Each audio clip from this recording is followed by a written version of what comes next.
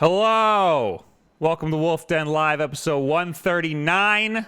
The one where Will just got a lot more handsome. Hello, John. How are you? Good. How are you tonight, this lovely Wednesday night? Also, hello, everybody in the chat. Critical, Gamer, Matthew, AJ, Atten, Adonis, One Peso, Eric, everybody that I'm missing. I didn't even sync the audio. Let's make sure this looks good. He's going to be synced. I don't know. I'm trying to check the levels and make sure that he sounds good. Say some words for me. Okay. I could say some words. David Easley in the chat says, I'm going to lower you a tad. Okay. His AC went out yesterday. 88 degrees inside for about 4 hours. That's good. Looks good. That sounds very comfortable. I'm all synced. Everything is great. I'm great. I like when things don't go wrong. So far, we're all good. Oh, okay. Wow. Yeah. For live streaming, this has gone very well. No, every stream needs to have at least one problem. Yeah. My live streams always go very poorly, so this is good so far. It's very professional so far. I'm sure everybody here knows who you are, Spawnwave. If you watched one of my videos, you've at least seen a Spawnwave video suggested. Yes, you've probably seen me in like this next to it. Yeah. Or in my videos. You've been in videos before. I've been in a few. Yeah. I've been on Spawncast exactly one time because you do it on Fridays. It's like a weird time. Saturday night. I thought it was Fridays. Saturday night. I've been on one and I didn't even know. You said you came home one night and we were already recording. I was watching. I was just watching it. Yeah, I was like, get him in here. No, that was and it. Then you pulled me in. Oh yeah. Yep. No, we ran into each other at Too Many Games. Yes, that too. And Long Island. Yep. Long Island Retro. That was a good time. That's our turf. Yes. Yeah. You were fronting on us. And then possibly leaving the States at some point soon. We'll see. Yes, we need to talk about that. That's EGLX. Yes. EGX. Yes, we'll see how that goes. We'll it could be really cool though. I'll say that. It could be a big step. So we'll see. Super chats, 2 of them. Jesse McCowan, $5. Wulff Den Live. Wulff Den for life. I can't read. John, love your NVIDIA Tegra video and video comparing Switch to last gen. Love your channel, maybe as much as Wulff Den. Damn. Ooh, those some kind words right there. Yes, I like that. I like doing the video of the Tegra video. I like that. That was fun. And Bearded Savage with $5 saying late tax. Yo, you were not even late. You were not even 3 minutes. I was gonna say you were pretty much right on time, weren't you? Yeah, you're good. You're right there. Yeah. Well, I'm saying he's not late. He doesn't need to pay any tax. Because I don't know if you know, is if you're late to this stream, you need to pay us. Oh, so that is wow. That is a great. I need to write that down. Actually, this isn't a democracy. There are things to talk about. Oh, we got $1 from Damien. Hello, Damien. Thank you for that. $1. We got a lot to talk about here. I want to talk about all of the good stuff that was announced at the Nindy Showcase yesterday that I saw through my eyelids because I was dead tired. But before that, we got to talk about the free games coming out on PlayStation Plus and Xbox Live that Will from Beyond the Grave put in the show notes. Where is Will, by the way? Will is in Kentucky. Oh, okay. Actually, he's in a plane right now, flying home from Kentucky. Oh, okay. That is why he's not here, because his wife's family is from over there, so they go there every once in a while. Okay. Very good. So, on PlayStation, let's go over here. We're gonna lose him for a second. On PlayStation, we got quite the show over here. Destiny 2, front running PlayStation Plus free games, and goddamn, because there's the Forsaken DLC coming out September 7th, I believe. Yes, if I'm not mistaken. It's soon. It's like $40, isn't it? Is it? Isn't it expensive? I thought it was expensive. That is a huge turnoff. I was really looking forward to it. I thought it was expensive. Look it up right now. I saw it on Twitter because I follow a couple of them at Activision and they keep tweeting it. There's a couple of guys from Activision who had talked to me, and I always see them tweeting it. I thought it was like $40. Someone can correct me. September 4th. Yeah, September 4th. I'll be picking up Dragon Quest instead. That's fine. What is this? I see 80. That must be with the game. I was lowballing it. Yeah, no, that's probably with the game. Yeah, because they always do that. When a new DLC comes out, they always give you the option of buying the DLC or buying game and DLC. You know what I mean? Like it's always like a Destiny 2 Forsaken Digital Deluxe Edition. Okay, I don't want that. How about just the game, please? Oh, 40. Yeah, it's 40. Yeah, so it's $40. That's a lot. Yes. I'm not I'm not excited about that. All of a sudden you lost it. See, that's the thing about Destiny is they do this every time, and people always buy it. Like they've done this since the last generation, right? I was a huge Destiny 1 fan, played all the DLCs. Okay. Destiny 2 came out, loved it for the main campaign, and then I just immediately fell off, didn't play any of the DLCs. Sure.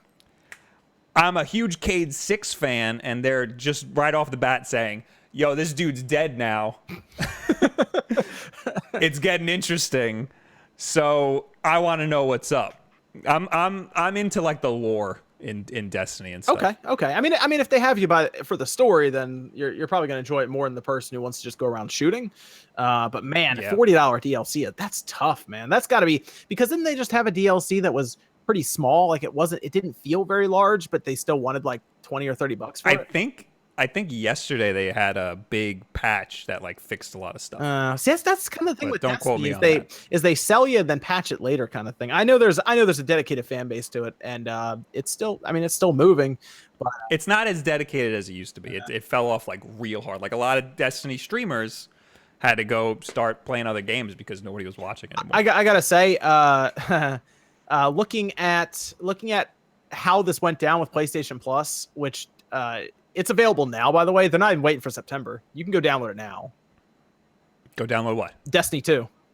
Oh, damn. Yeah, they were quick. And I looked trying. at that and I was like, that feels desperate. I don't know if that's me. That felt like desperation when I saw that. Like they're not even waiting It definitely for September. is.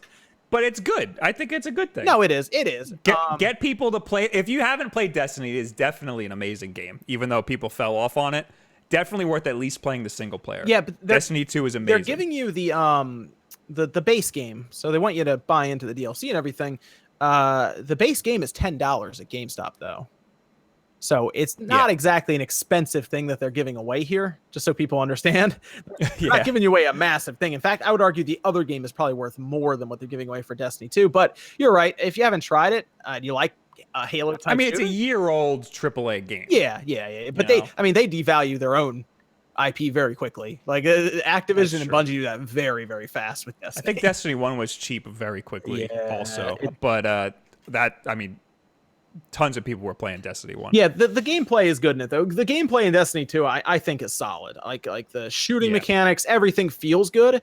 But I said this when it came out because I remember I was sent a review copy for Destiny 2. And I was playing it and I was like, I have a feeling in a year I'm gonna be talking about DLC and how Destiny 2 is $10, and here we are. You know what I mean? Like it's like I don't know. It's gonna. I feel like people are gonna keep looking at this, and Destiny 3 is gonna come out next generation, I assume. I mean, is it gonna be the same thing again? I don't know. It's like they kind of figured it out. You know, they need a pretty big overhaul. This game didn't feel different enough. I have a weird opinion on this. I feel like Destiny 1 year one was awesome, and I'm the only one who thinks that. Everybody wanted all these different changes, and so then Bungie made those changes, and everybody still wasn't happy. And then with Destiny 2, they tried to listen to those changes, and they did it, and now nobody's happy because I don't think people actually realized what they wanted. They wanted loot to be easier to get, and now loot's easier to get. And there's no reason to keep playing the game now because you have all the good loot. Yeah, I mean, you're not. Yeah, that's a good. That's the whole point, is to always have a carrot on a string in front of you. And unfortunately, their carrot on the string is just more DLC. Yeah.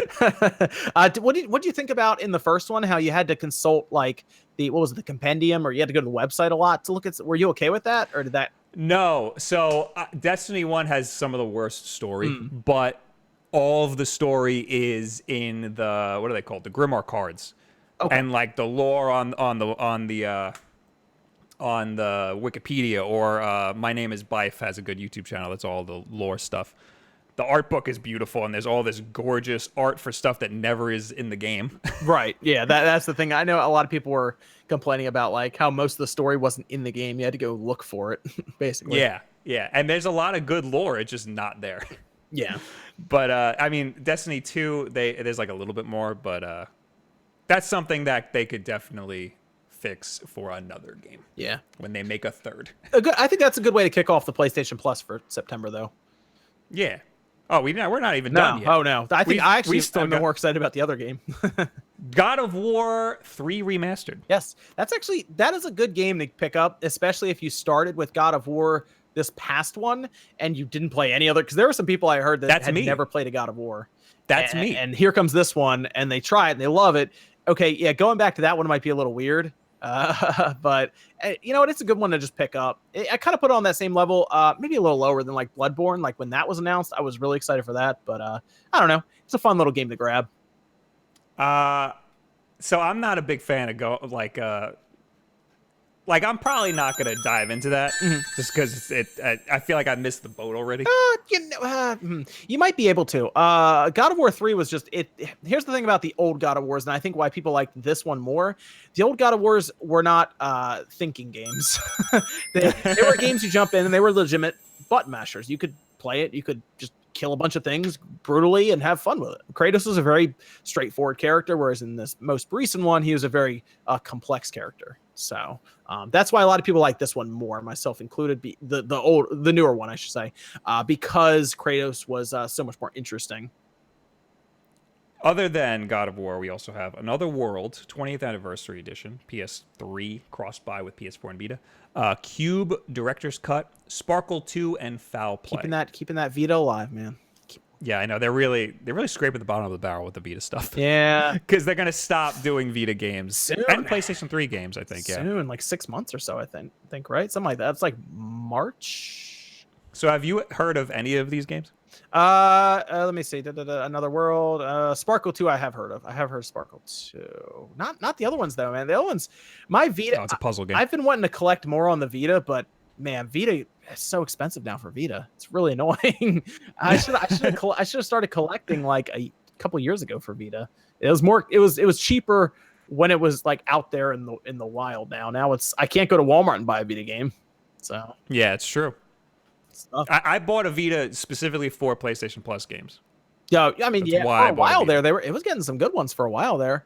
Mm-hmm. But like I missed the boat on the PlayStation Vita TV.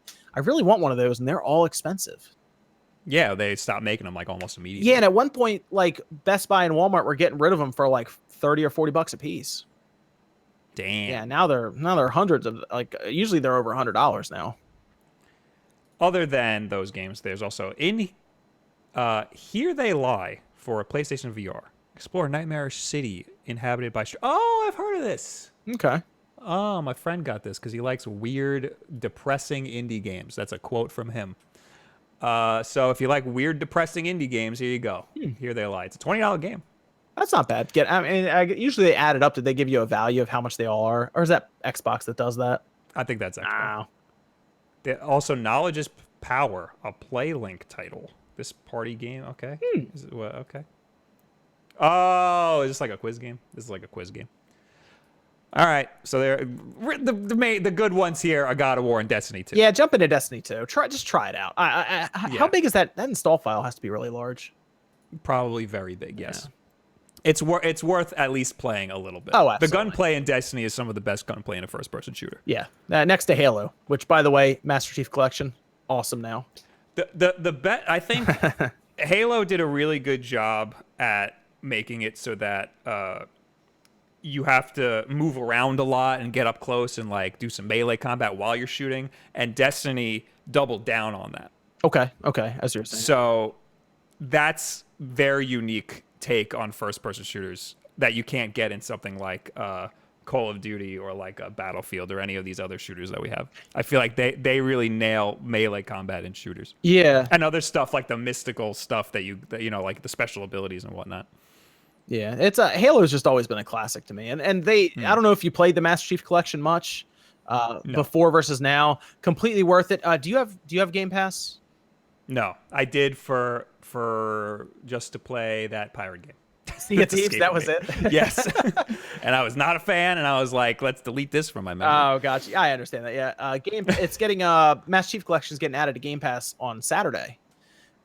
Yeah, so... Oh, I did hear about that, and I also heard it's like a 70 gig download. It actually downloaded... Because they just made an update. Yeah, I actually bought it today because I wanted to play it, or I wanted to play it now. I had it for a while as a disc, and I got rid of it because when it came out, it was super broken. And now they added like all of the stuff because I have an Xbox One X. They added all the stuff for 4K and everything. They fixed it. They added all the styles. And the Master Chief Collection is all the Halos in one. Which is awesome because there are playlists that you can go through where it will not only pick a different type like a Capture the Flag or a Team Slayer or Oddball, but then it will also pick a different Halo game to throw in. So you can literally play a game list that will say, all right, you're going to play Halo 4 with Oddball, and then next match you're going to play Halo 2 with Slayer. That's awesome. Yeah, so it jumps around really well. It's very, very cool. And it has all the campaigns and everything. So I really like Master Chief Collection is like one of my favorite games on the Xbox now that they fixed it all. Well, speaking of Xbox, let's jump over to that. Okay. Ooh, they didn't get the memo, Microsoft. They didn't get the memo that September was the month to drop your big games because you got Prison Architect, yay. Live Lock, which looks exactly like Destiny. The Prison Architect drop on the that dropped on the Switch during that Indies. Am I thinking right? Or is that something else? Well, we'll find out in a few minutes when we get over there. No, this was for the UK one. Oh. Is that what from last week? Yeah, is that what dropped there? I'm trying to remember. I think you're right. I get mixed up with these Architect things. I'm sorry. Go on. So yeah, Prison Architect Live Lock, which I've never heard of. Live Lock is a cooperative top-down shooter where you play solo or with up to 2 allies to break the cycle of infinite war between machines. It looks like there's a typo. As one of the remaining capital intellects, your role is to unlock Eden and revive humanity. I don't know if these are typos or if they're intentionally smashing words together. Yeah, I've never heard of this game either. Then we got Lego Star Wars 3. That's good. Wow, the best game might actually be a 360 game in the I know. lineup. It is a good game, though, yeah. Monster World. Some Sega classic game that I've never heard of. Monster World, interesting. Cool. Okay. Yeah, that's not very good. Sega Vintage Collection Monster World for free through September 30th. Okay. Oh wait. Oh, that's only on September. Wait, is that a compilation or no? That's just Monster World. It looks like a compilation on the cover, but that definitely looks like a compilation. Yeah. I don't know if it is though. It's not telling me. Sega Vintage Collection. So it's like yeah, but then it just says Monster World. Is it the Monster World Collection or is it not Monster Hunter? Google. I don't give a crap about that. But anyway, the first half of the month you get Prison Architect and Live Lock. The second half of the month you get Lego Star Wars 3 and Monster World. Lego Star Wars 3, that's good if you want to play with a buddy. Lego Star Wars 3 is actually a very fun game. I think that's where they really... I think that was my favorite one at the time. The original trilogy one that mixed in that and then the other... Like it had I think all 6 at the time. That one was really good. But if you got a friend to play with, those games take forever to play through. But they're still pretty fun. AJ says, Bob plagiarized my DM to him about Xbox. BRB making a what do I do video. I didn't realize, but yes, I pulled a Robin Williams on you. I was just going, and it just came out. Listen, I'm going to have you sign a waiver so I can just steal everything that you tell me. We got some notifications and stuff. Ray with the Twitch Prime sub, thank you. Nice. Says wake up. I don't know why.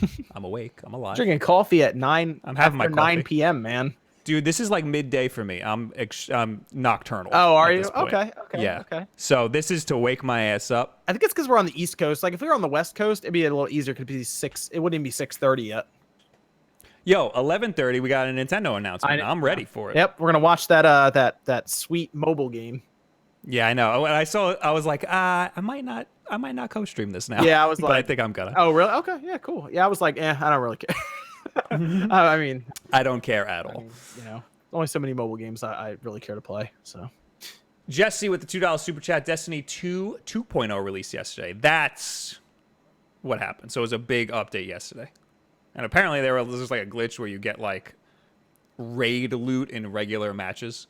Was this was this Destiny? Yeah, this is for Destiny. Bearded Savage with $2 super chat. I've missed 3 streams. That's my tax down payment. Well, good on you for paying the tax man without the tax man coming down. Appreciate it. Yeah, this is a good racket. I need to get into that. What you have to do is shake down your viewers. Yeah. That's what you got to do. Yeah. Everybody loves that. All right. We got to talk about the Nindy games that were announced. Okay. Also, is I like everybody's talking about Izzy? Is Izzy here? Hello, hello, Izzy. I like some indie games. Yo, I love some indie games. I love me some good. I was indie just games. playing an awesome indie game that's out tomorrow that everyone should go buy. It's What is the it? Messenger.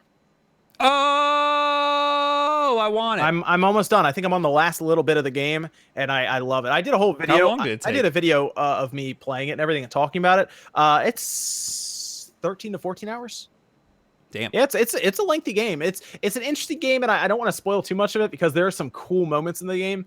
But it tricked me. It tricked me about halfway through because I thought I was almost done, and then I was not. So oh boy, it's pretty cool. I don't like that. It's pretty cool. No, you're gonna like it. There's some cool stuff in there. That's a game I actually would want to talk to you about, like after you mostly play through it, because there's some cool stuff in there that I think older people, like people who've been playing games for a while, would recognize. So I'm excited for it. So I will be streaming that tomorrow on Twitch. You're gonna have fun. You're gonna have some fun. You're gonna have some fun. So I'm into that. Yeah.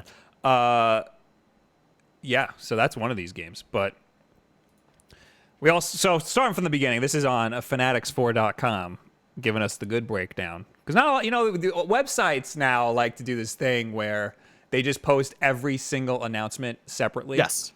And it's incredibly annoying. So here's a solid breakdown. Into the Breach. That launched right away. It did. August, Into the Breach today. Yeah. So here's here was my day yesterday, Tuesday. I was up working on a video until 8 in the morning. I went to sleep at 8, woke up at 10 to make the video live, went back to sleep, woke up again at 12 to watch this to make sure it didn't render my video completely irrelevant anymore. And then it didn't, so I went right back to sleep. So I was half paying attention to this. Oh man. The Messenger. You just schedule your video? So what funny. Oh, I'm glad you asked. If you're a subscriber, a Twitch subscriber or a supporter on YouTube, and you link your account to your Discord account, I post videos early there. Oh. So if you're a supporter, you can get some videos early, Fancy. like 2 hours early. Fancy. Because that's when I finish the video. The next one's The Messenger, comes out August 30th. This is the one I'm most excited for because I'm a big fan of old Ninja Gaiden. Completely worth the $20, and it's pretty cool because it's a mix of 8-bit and 16-bit. Remember you saw that in the trailer that they showed off. Yes. You go between the past and the future, and they use that in some cool ways where you in the past is 8-bit, and then you jump to the future, it's 16-bit. And it's pretty cool because it's not quite a linear game as I thought in the beginning. So.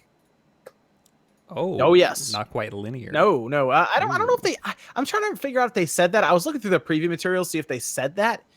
But it actually quickly I'll say that turns into like a Metroidvania. I saw some of the headlines for some reviews said it feels more like two games in one. Yes, it is. That's what there's a point in the game, and you'll see it. I think it's after like 2 or 3 hours where it does turn into a different. And I wanted to talk to them if they were trying to be like the evolution of games, essentially going from 8-bit to 16-bit, because they essentially go from a linear run east to like a Metroidvania, and then you kind of go back through, and there's just a lot of really cool stuff to it, and there's a lot of different game types actually built in that you end up seeing. It's really neat. It was much more than I thought it was going to be. I'm down for this. Yep, completely worth the $20. I recommend anyone who enjoys 8-bit, 16-bit platformers, completely worth it. So, next on this list is Hyperlight Drifter. Have you ever played Hyperlight Drifter? Yes, I like Hyperlight Drifter a lot. It's you probably saw it kind of during the trailer. Top-down action style game. Very good game. I have it on Steam. Liked it on there. I didn't get it on any consoles. I just have it on Steam. I got it on PlayStation 4 when it came out, and it is incredible. Yes. I'm a big fan. It's like a fast-paced Zelda. Yes, yeah, and it's like a Link to the Past. I'm interested because they said it has exclusive content on the Switch. Special edition. They said there's some exclusive stuff to it, so it made me want to look at it again just to be like, oh, that'd be fun to check out again. But there was a lot of indie games here, so I don't know. I've already played it, and I might have to put that one on the back burner for a little bit and check out some other stuff that's coming up. September 6th. That's going to be a problem. Yep. It's like right around the time Spider-Man comes out. Dragon Quest 11 and then Spider-Man. It's literally between those two.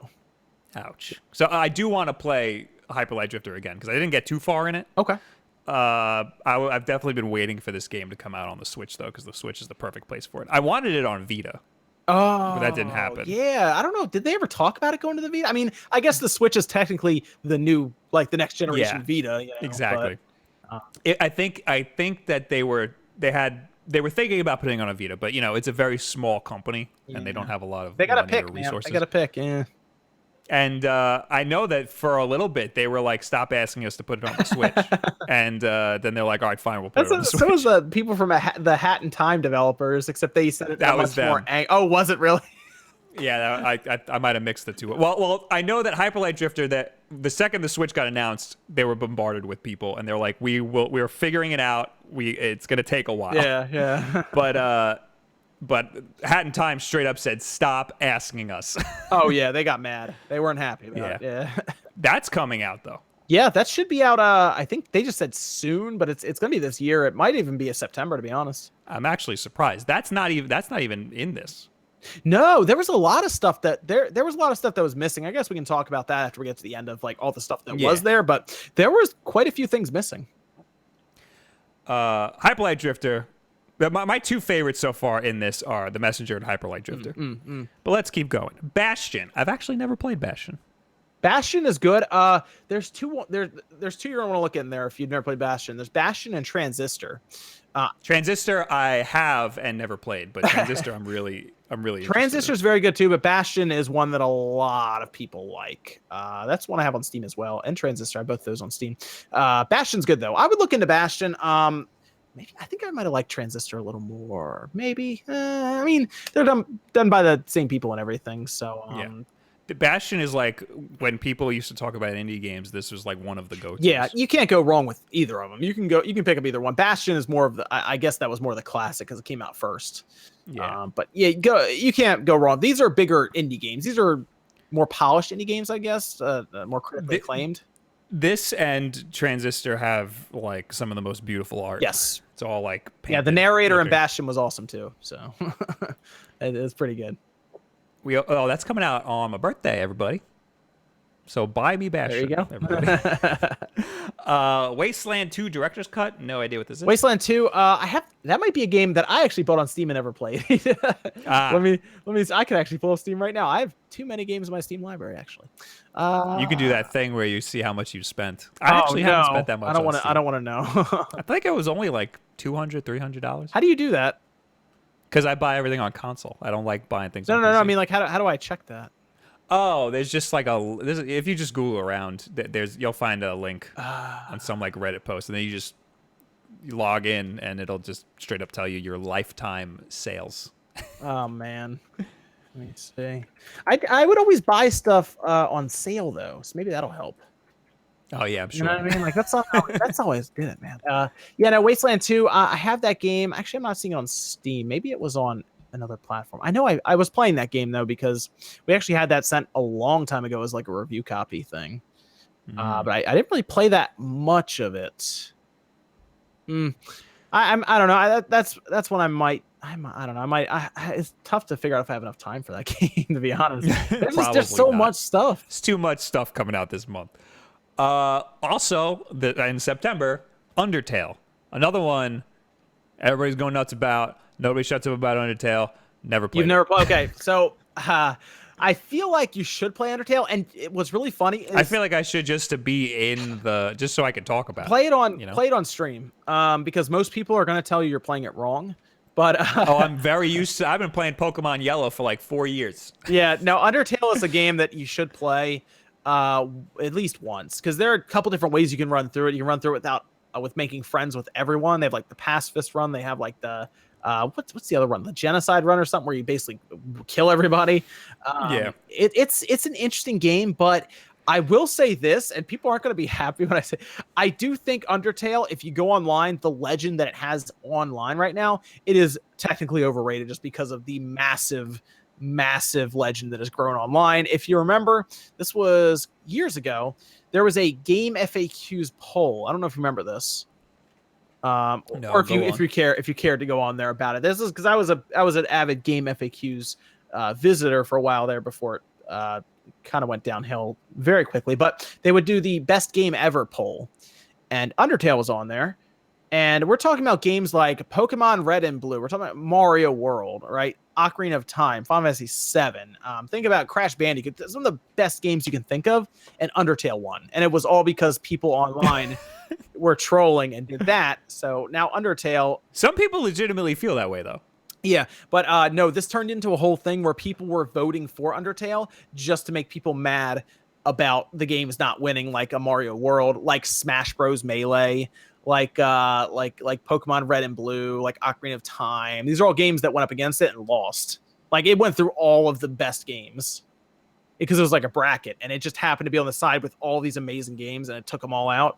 And it was all because people were literally organizing like mobs online to go vote in this Game Facts poll, and people got so mad about it. It has a legendary fandom. Yeah, it was really funny how that built up. But no, I it's a good game. I would play it. It's an interesting RPG with some weird elements when you're in the game. Like different bosses will do different things where you have to kind of take your little heart and kind of like avoid things that are happening. Yeah, it looks like the main game mechanic is moving the heart around and trying to avoid stuff. Technically, yeah, they get their turn, you get out of the way and stuff. And it's a fun idea, but it's a game you'll play through once, maybe twice, just to see what else you can do in the game, because you can make friends or kill them and stuff, and it'll open up storylines and everything. But it has a good fandom. It's very, very popular online. Well, the next game is Light Fingers. I have no idea what that is. It looks like a dice game. Yeah, I don't know. I trying to teach kids illegal gambling. What do you call that game with the dice? What do they call that? Craps? No, that's the legit one. I'm talking about the one with the cardboard box. CeeLo. Oh yeah, CeeLo's. Yep. Yeah. Yep. Well, there you go. Anyway, after that, Towerfall. People are really who excited made Celeste. People are really excited for Towerfall, and they added Celeste in this Nindies thing. I don't know. They put Celeste in Towerfall. I've looked at this a bunch of times. I don't know how excited I am for it. I don't know if you have a different take on it.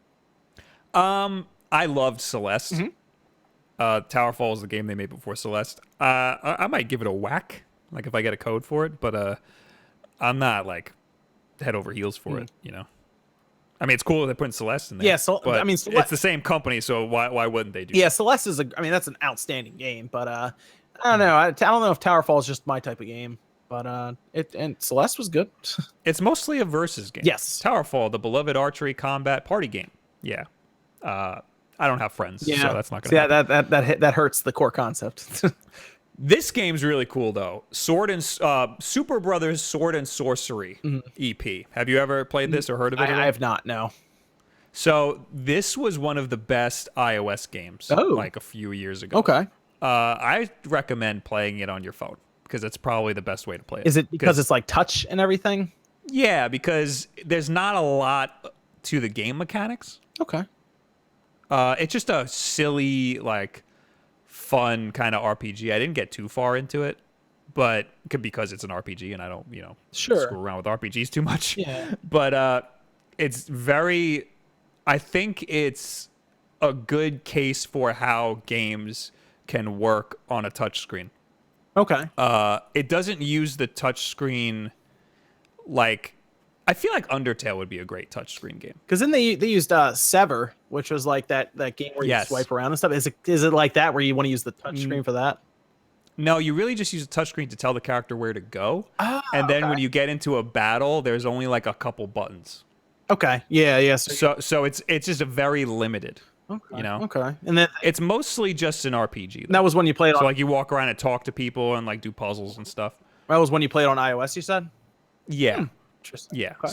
So I don't know how the touchscreen's going to work, but the touchscreen isn't that important to this game. You could definitely map all of the touchscreen controls to a controller without a problem.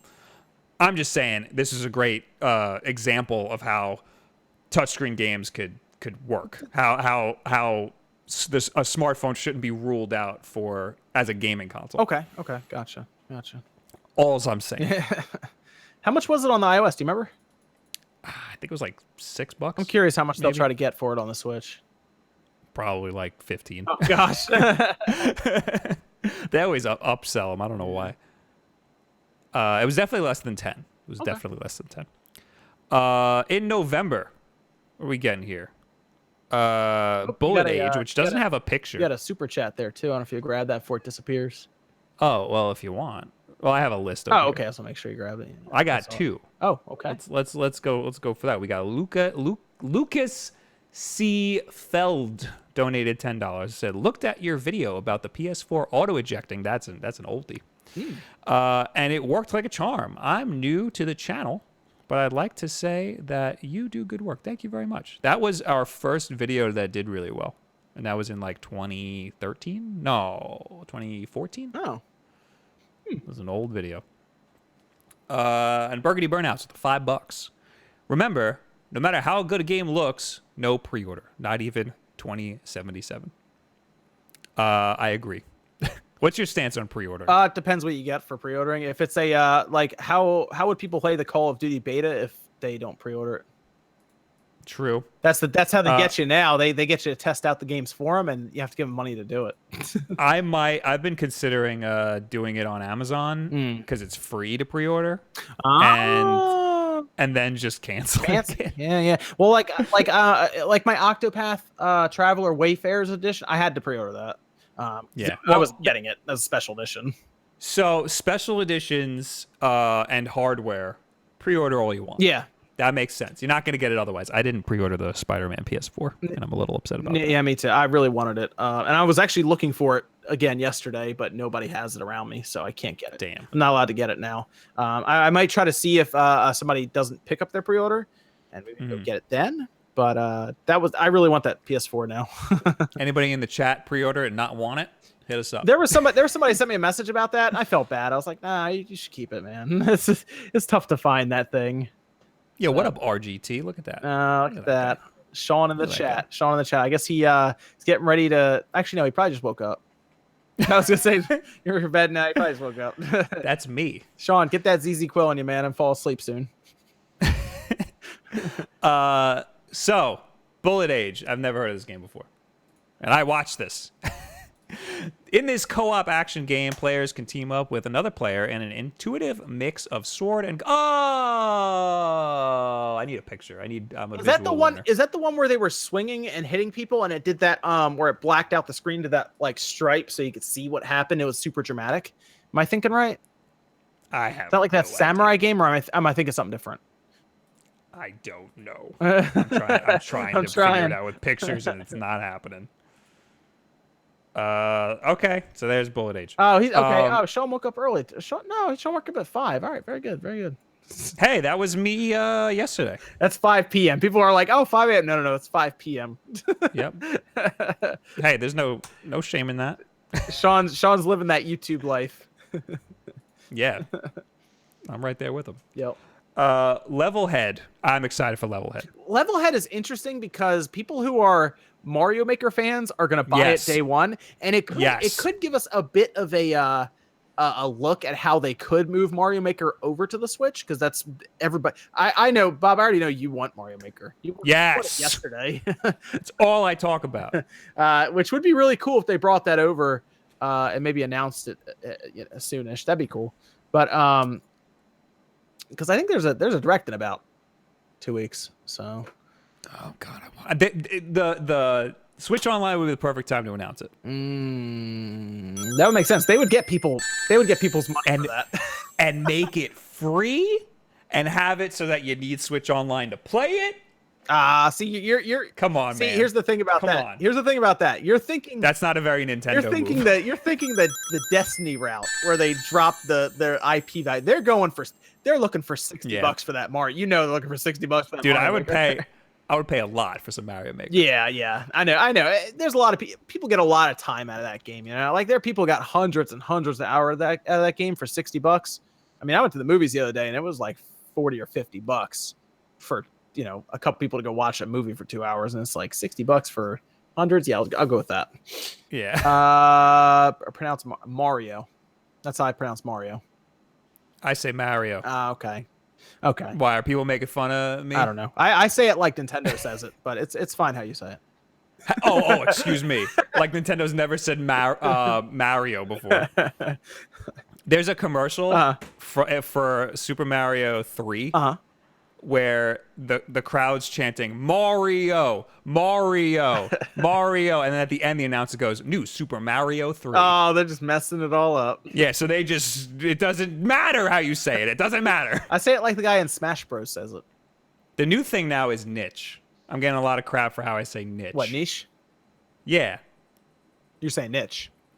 Like without you're saying it without it's the same. If you go on Google, they have both pronunciations. Yeah, I mean, yeah. I guess I don't know. What's the E doing there then? When would that? Like, why would you need the E if it's not? If it's It's niche? English. Dude, It's English. Dude, English is so ruined as it is anyway. How do you say Mary? Maury? Mary. You don't Oh, do no, that. no. That's not how you do it. No, I say Maury if I want to have some laughs. Oh no, at I'm sorry, 9 a.m. Maria. You say Maury. Maria. You say Maury if you want to have some laughs at 9 a.m. No, you say Mary, and then you say if you got to put that replace that Y with an IO, you go Mario. Here's the thing: if you understand what I'm saying, then it doesn't matter. Then what does it matter, Dude, British people say Mario, and nobody cares. The English. Nobody cares when a British person says Mario, but when I say it, it's a problem. All of a sudden, That's because you're from what you call it up north, man. I'm from New York, and Long Island. I'm my mother's Italian. Straight from Sicily. So when I told her people are making fun of me for how I say Mario, she's like, "How do they say it?" And then I said Mario. She's like, "That's insane." And then she cursed a lot. Yeah. Called them names. Oh man. Anyway, level head. Yes, I'm excited. Yeah, I think they're gonna get a lot of people who want. This is the perfect time for that, by the way. If I was, when does that have a release date? November 2018. See, as long as Mario Maker doesn't come out before then, they're in the money. But if Mario Maker comes out in October, they're gonna be so mad. Yes. Also, there's a game called God, I said this on stream yesterday. Super Retro Maker. That looks amazing. And it's only I played it at PAX. It's really cool.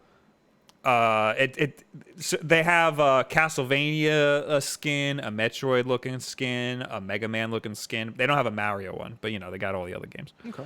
A Zelda 2 looking one. Interesting. Okay. But right now it's only slated for Steam.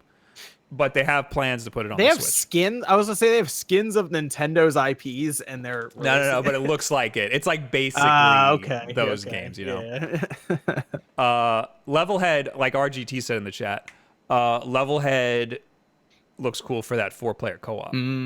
But that's something that could easily be added to Mario Maker. Yeah, I mean, I almost wonder if they're even gonna do a Mario Maker 2. That's what I'm saying. I think at this point we waited long enough that it's probably going to be a Mario Maker 2.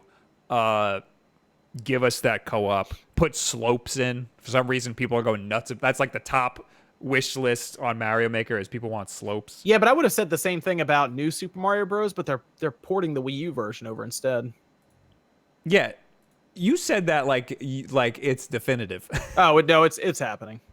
It is? Oh yeah, it's happening. You heard it here. I think it's coming out this year too. By the way, I think they're going to announce it in a week and a half or so. Oh wow! I was gonna say that would be another. If they're not doing Mario Maker for Switch Online, that would be good for Switch Online and throw some online multiplayer in there. I don't know if they'll put online in, but it's happening. I think that I was almost positive that's a game they want out this year because it's a straight port and it's 2D Mario and it's easy to sell. Yeah. So I why not? I mean, I'll buy it again. There you go. See, they got you again. Yeah. That's something that should be in that September direct that we're all pretty confident is. I mean, when else would they can't really announce it easily in November and be like, it's out tomorrow. Yeah. There's a lot coming out they already got 2 big blockbusters coming out this year. They do, and they have more stuff that's coming this year that they haven't announced yet. So that's why a lot of us are surprised that September well, we haven't heard anything. Like we hear about how many, we just had 2 indie directs and then we have a mobile direct tonight. Yes. Yeah. So I look to that. Yeah. And then we're gonna have another direct for Switch Online. I thought about that. I was wondering if they could just update a website. Yeah, it's that too. Can they just update it? No, we need to know. There's a lot of questions that need answered. Yeah, I guess for Switch Online. Yeah, no, there is. You're right. You're right. We need to know the other 10 NES games, and we're less than a month away. So the next game is Transistor. There you go. We were talking about that before. Good game. But that's November 1st. Yeah. Okay. What Bastion's sooner, obviously, right? That's out first. Yeah. I mean, that makes sense. I'd rather play Transistor. Yes, it's newer. Anyway. Transistor's good. I recommend people pick that one up too. I mean, honestly, get both of them. It's not you can get both of those for less than the price of a quote unquote AAA big budget game. So, worth it. Definitely worth it. Hello, Jason. In the chat over there, I see your face. Jason, what mic is this? This yeah. is the AT2035. What are you using over there? You got a nice fancy mic there. Oh, you got the Blue Yeti. This is the Yeti, man. This thing's a piece of junk. Blue Yeti. Yeah, you sound great though. Do I? Listen, the Yeti's good. The Yeti gets a lot of crap. The Yeti's a good mic. It's easy, to be honest. We have this whole plan for E3, and I have this massive 6 microphone mixer and stuff. I mean, Jesus, it's just sitting over there. I brought all of our stuff, our mixer and everything to E3, and couldn't use it. Really? Because our internet was garbage. We need to go to E3 at the same time. That make things easier. Yeah, what happened? Yeah, maybe I might go next year because I think there are going to be new systems that are announced. Oh, did you not go this year? No, I didn't go. That explains why I didn't see. I want to go. I want to go next year because I'm pretty sure there's going to be new systems next year. Yeah, I'm. Yes, I agree. Yes, there'll be new systems. And I want to be there because last time I remember watching when they had a system. No, that was the 360 Slim, and they were like, everybody in this room gets a 360 Slim. Remember that? I've never been to a conference. I need to get in one of those conferences. Yeah. I know Phil Spencer. You get a Slim. I know Phil Spencer's watching right now, so make it happen. Give us tickets. Yeah, get us in. In December, we got Desert Child. Oh, okay. In Desert Child, you are a young and talented hover bike racer. That did not look like a hover bike in this picture. No, it doesn't. Who needs to figure out how you can scrape enough cash together through racing and odd jobs to punch your one-way ticket to the Red Planet to enter the biggest race in the universe, the Grand Prix. Okay, it looks like a racing game. Okay, so you're trying to win a lot of races. There's also Dragon Marked for Death. Look towards that one. That game looks really, really cool.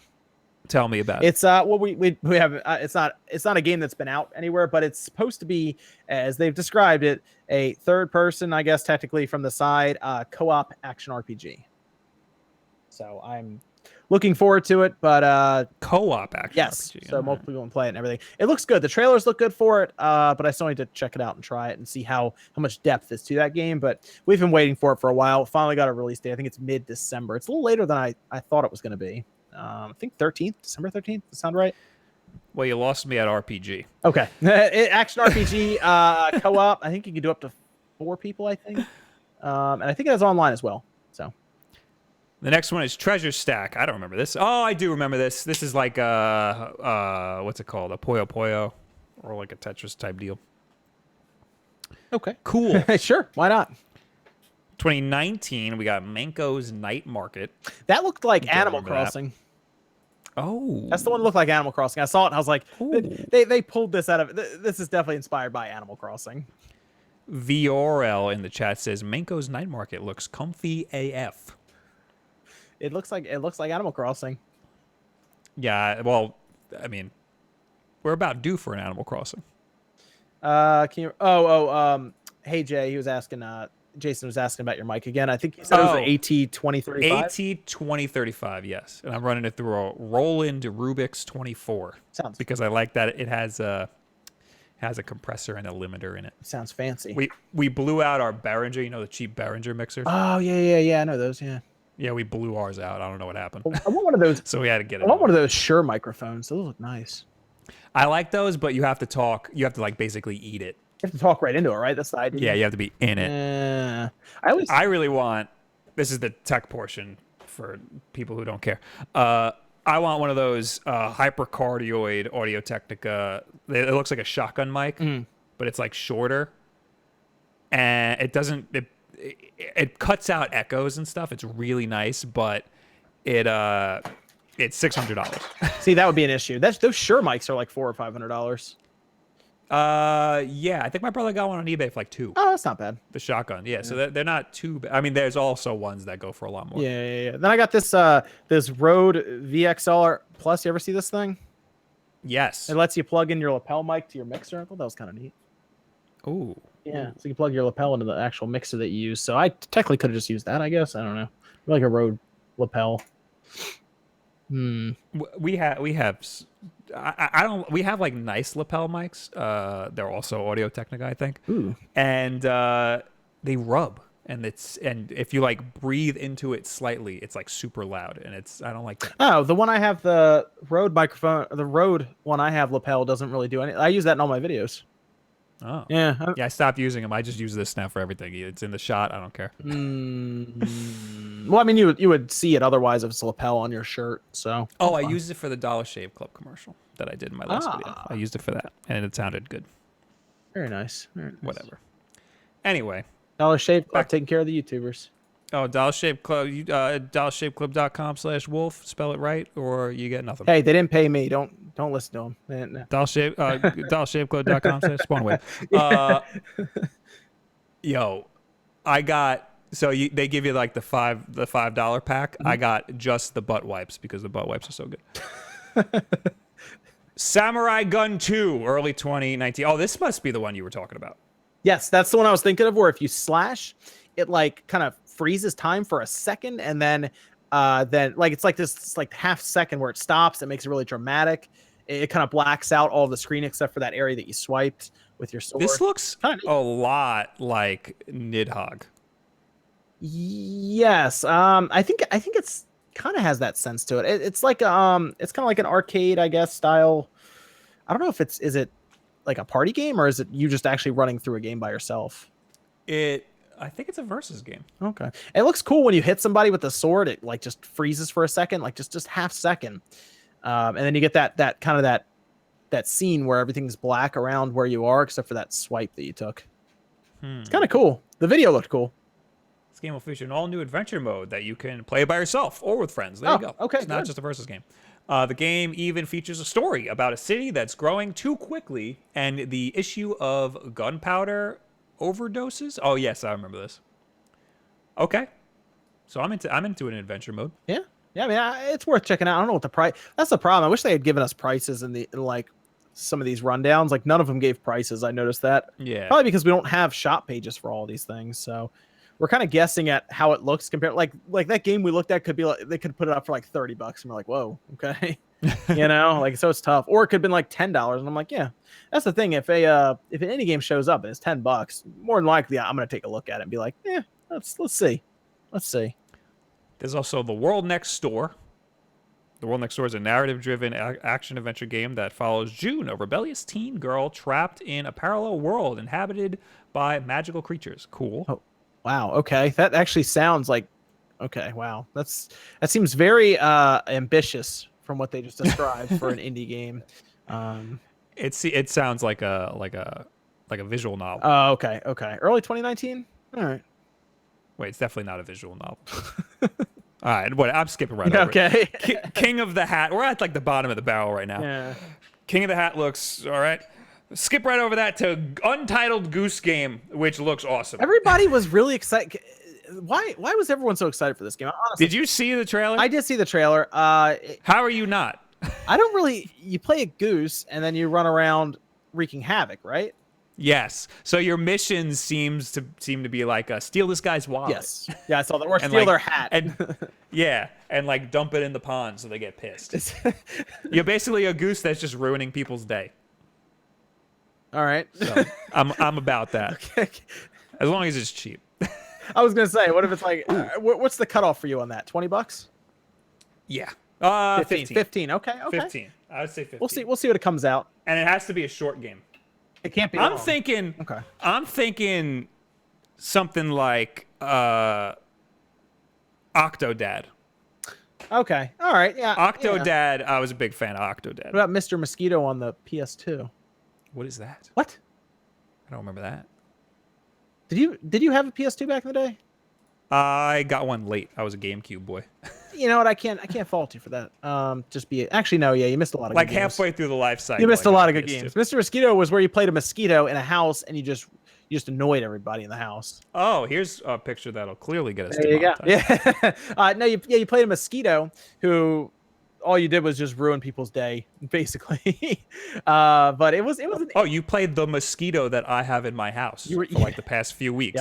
Yep. That's how it was. That was during the PS2 time when companies just tried everything. Like it was every man for himself. You just did it was basically like how indie games at the time were like full price, like we're just gonna take a shot at it, you know. Yeah. Everywhere. It was everywhere. And it wasn't like digital distribution or anything. You had to actually like print and ship these discs. So there was a lot more risk then. They still did it. Well, Untitled Goose Game is the last game on this list. Oh. People are saying Goat Simulator. That's not true, right? No. Oh, they're saying that this is like Goat I don't know. Goat Simulator is it's a little more open, I'd say. This looks more like you have this task to do. Goat Simulator, you can just jump in and just go all over the place. You know, there's like dead mouse. It's like a sandbox. Yeah, I don't think. And the draw to Goat Simulator was how broken it was and like goofy. It was. This isn't like that. This is like. Looks a little more. I feel like polished. it's. I feel a stronger connection to this in Octodad. Yeah.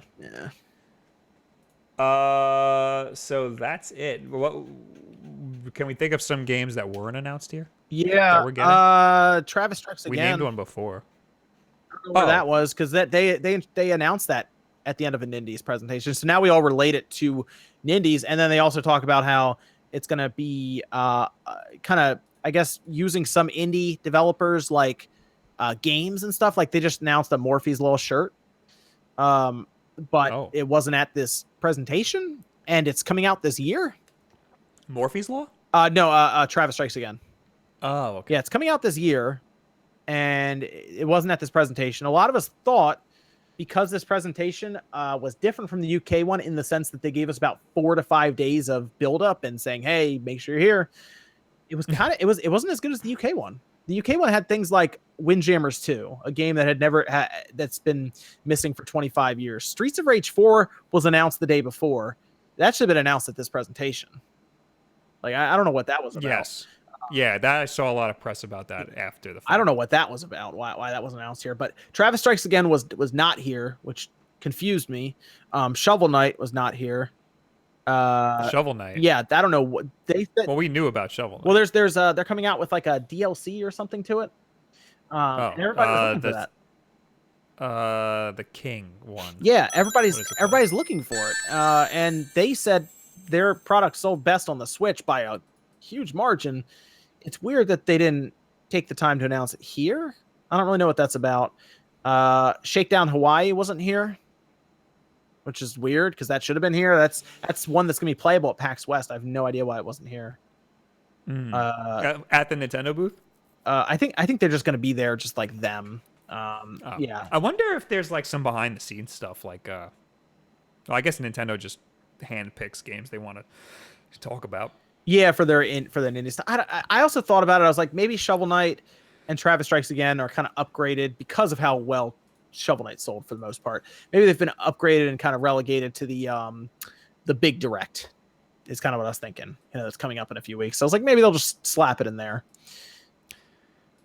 We got some donations in the Super Chats. Wishbone, $5 through Super Chat. Convince your buddy to put One X and PS4 Pro on liquid metal drop 20 degrees closer to room temperature. What? I did that. I already put I put liquid. Oh, he's telling me to convince you to do it. I put liquid metal on. Why would I do that? Because it makes them like my PS4 Pro. Do you have a PS4 Pro? No. Okay. That's why I want the Spider-Man one. The PS4 Pro is loud. It's always been loud, but I put liquid metal on it, on the chip for the heatsink for fun, and it actually worked out very, very well. Just before Spider-Man, it's very quiet now. Why? But okay, to make it quieter. Yes, that's pretty much the best heat transfer you can get right now is liquid metal. Problem is it degrades aluminum. Fortunately, both heat sinks on both the Xbox One X and the PS4 Pro are copper. So I'm okay. That makes sense. But yes, I put liquid metal, literal liquid metal. You can order it on Amazon on the chips on my $400 Pro and my $500 Xbox One X. Is this like liquid nail? You can. I had a whole video. I actually have it like dropping it out on there. It's actual liquid metal, like that you spread and Oh. everything with. It's a compound essentially, but you can tell when you see it. It's like shiny and everything, and yeah, it's like the best way to transfer heat right now between those. Like enthusiasts like use them on like for overclocking and all that stuff. That's terrifying. Yeah, Sounds terrifying. I did a whole video on it. It was fun. But I guess he was telling me to tell you to do that, which I don't recommend anyone do it. Yeah, no thanks. I just did it for fun, and it worked out really well. So there you go. the man named Kiwi donated 2 Canadian loonies. Ooh. So, or no, I'm sorry. That's a toonie. Oh. Yeah. Just got my SN30 Pro. Yo, I got mine right here. And time to play Shanty 3. I've actually never played a Shanty game. Shantae. Is that how you say it? The SN30 Pro, you didn't get the sweet Super Famicom? Oh, that's the one that I have. That's the one that I have. I lied. Oh, yours is you're modded yours. Yours is an actual Super Famicom It is. controller. So I also have my sweet 6-button Genesis one. I watched you buy those. I feel like I witnessed a piece of history there. It's pretty cool. You know what? It was actually pretty easy to put those in. I was really more interested in the Genesis one because there's no Genesis. I don't think there's a Genesis one, is there? No, they don't have. They don't make a Genesis. It's going to work well for all those Sega Ages games for the Switch. Yes. Marco with 5 actual real hard American dollars.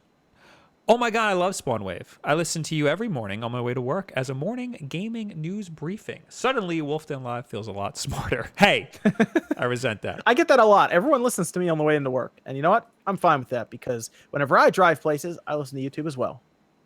So here's the thing. We get a lot of crap because we just read stories and then react to them. We don't know a lot. Oh, okay. And so people who come here for like news, you're not here for news. We are not a news source. You just hear my loud opinions. That's what you come here for. If you want news, you go to Spawnwave. There you go. Because he'll keep you up to date and he knows what he's talking about. There you go. You come here to hear me yell about dumb stuff. And say Mario. And say Mario. Yes. See, he knows what's up. All right, so that's it for the Nindy stuff. The only things I'm super excited about is the game. I forgot the name of it. Level builder game. Yes, Level Head. Yes. The Messenger. Yes. And yeah, I think that's it. Nobody sleep on the Messenger. Oh, Hyperlight Drifter. You can play it. Hyperlight You Drifter can play it tomorrow. Outstanding game. It's actually my indie game of the year right now. That is Damn. over Celeste. Damn. Yep. Celeste is mine. So Yeah, it might. Celeste was mine for a bit for indie game.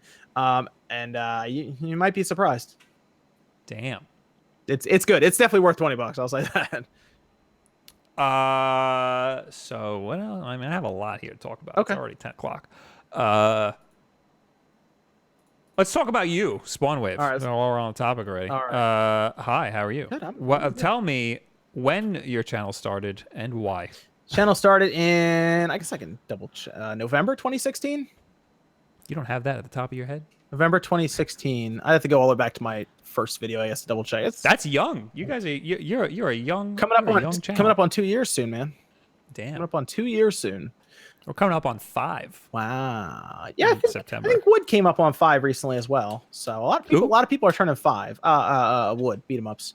Oh, okay. Wooderson. We're the same guy. Did you know that? Yeah. You're both quite tall, so yeah, it'll work out. Yeah. Yeah, so I'm noticing people I talk to, they're like, oh wow, that's not that long, and like it feels like a long time. But yeah, no, I just kind of did it for fun. The Switch was coming up, and I was interested in it, but because I've been playing like PS4 constantly, and I was like, oh, the Switch looks interesting. And people were talking about internals, and I was like, well, I can explain that, and that's kind of that was it from there. So there you go. That was like the first video I did was just talking about like the amount of RAM and like the ARM processor in it, and that was it. So we all kind of rode the Switch wave. the Switch was good. I like the Switch, so it worked out. It's good for us because I genuinely like it. Like if I didn't like it, I'd be really annoyed. but I like this. I genuinely like the Switch, so it works out. Yeah. I usually, whenever a new console comes out, I stick to one of them. I play all of them, like the exclusives on all of them, but I usually harp on one of them. So this generation, it's been the Switch. Not last generation, but before the Switch, I was on the PS4. Before that, I was a big fan of the Xbox 360. Yep, 360 was it. That was like the system Yeah. that generation. Great system. Yep. I'll say you were stuck on the GameCube before that. That's weird. Yes. Well, we got a PS2 like midway through the GameCube life Interesting. cycle. No original Xbox. Nope. Wow. I never had an original Xbox. So we have some original. Man. We have like 10 original Xbox games. I don't know why or where they came from.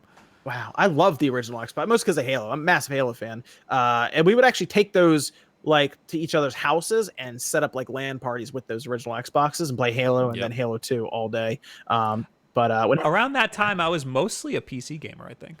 Around that time. I was a PC gamer as well. I was actually a PC gamer since, I was 8 or 9.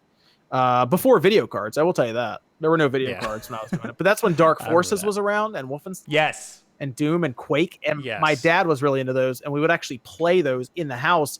And his job actually was he would work on computers and internet and everything with websites. So they would give us internet.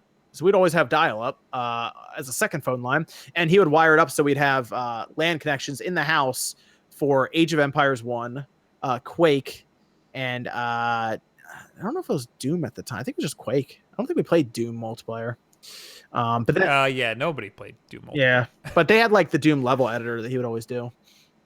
So I liked PC around that time because I like to play a lot of shooters, and console shooters didn't have controls figured out until around Halo. Yes. And then even then, it was still tricky. Like it still didn't spread past. Like Halo nailed controls, and other developers didn't catch on for a while still. Yes. No, you're right about that. So that's kind of why I harped on PC. Also because I was broke and I just stole games.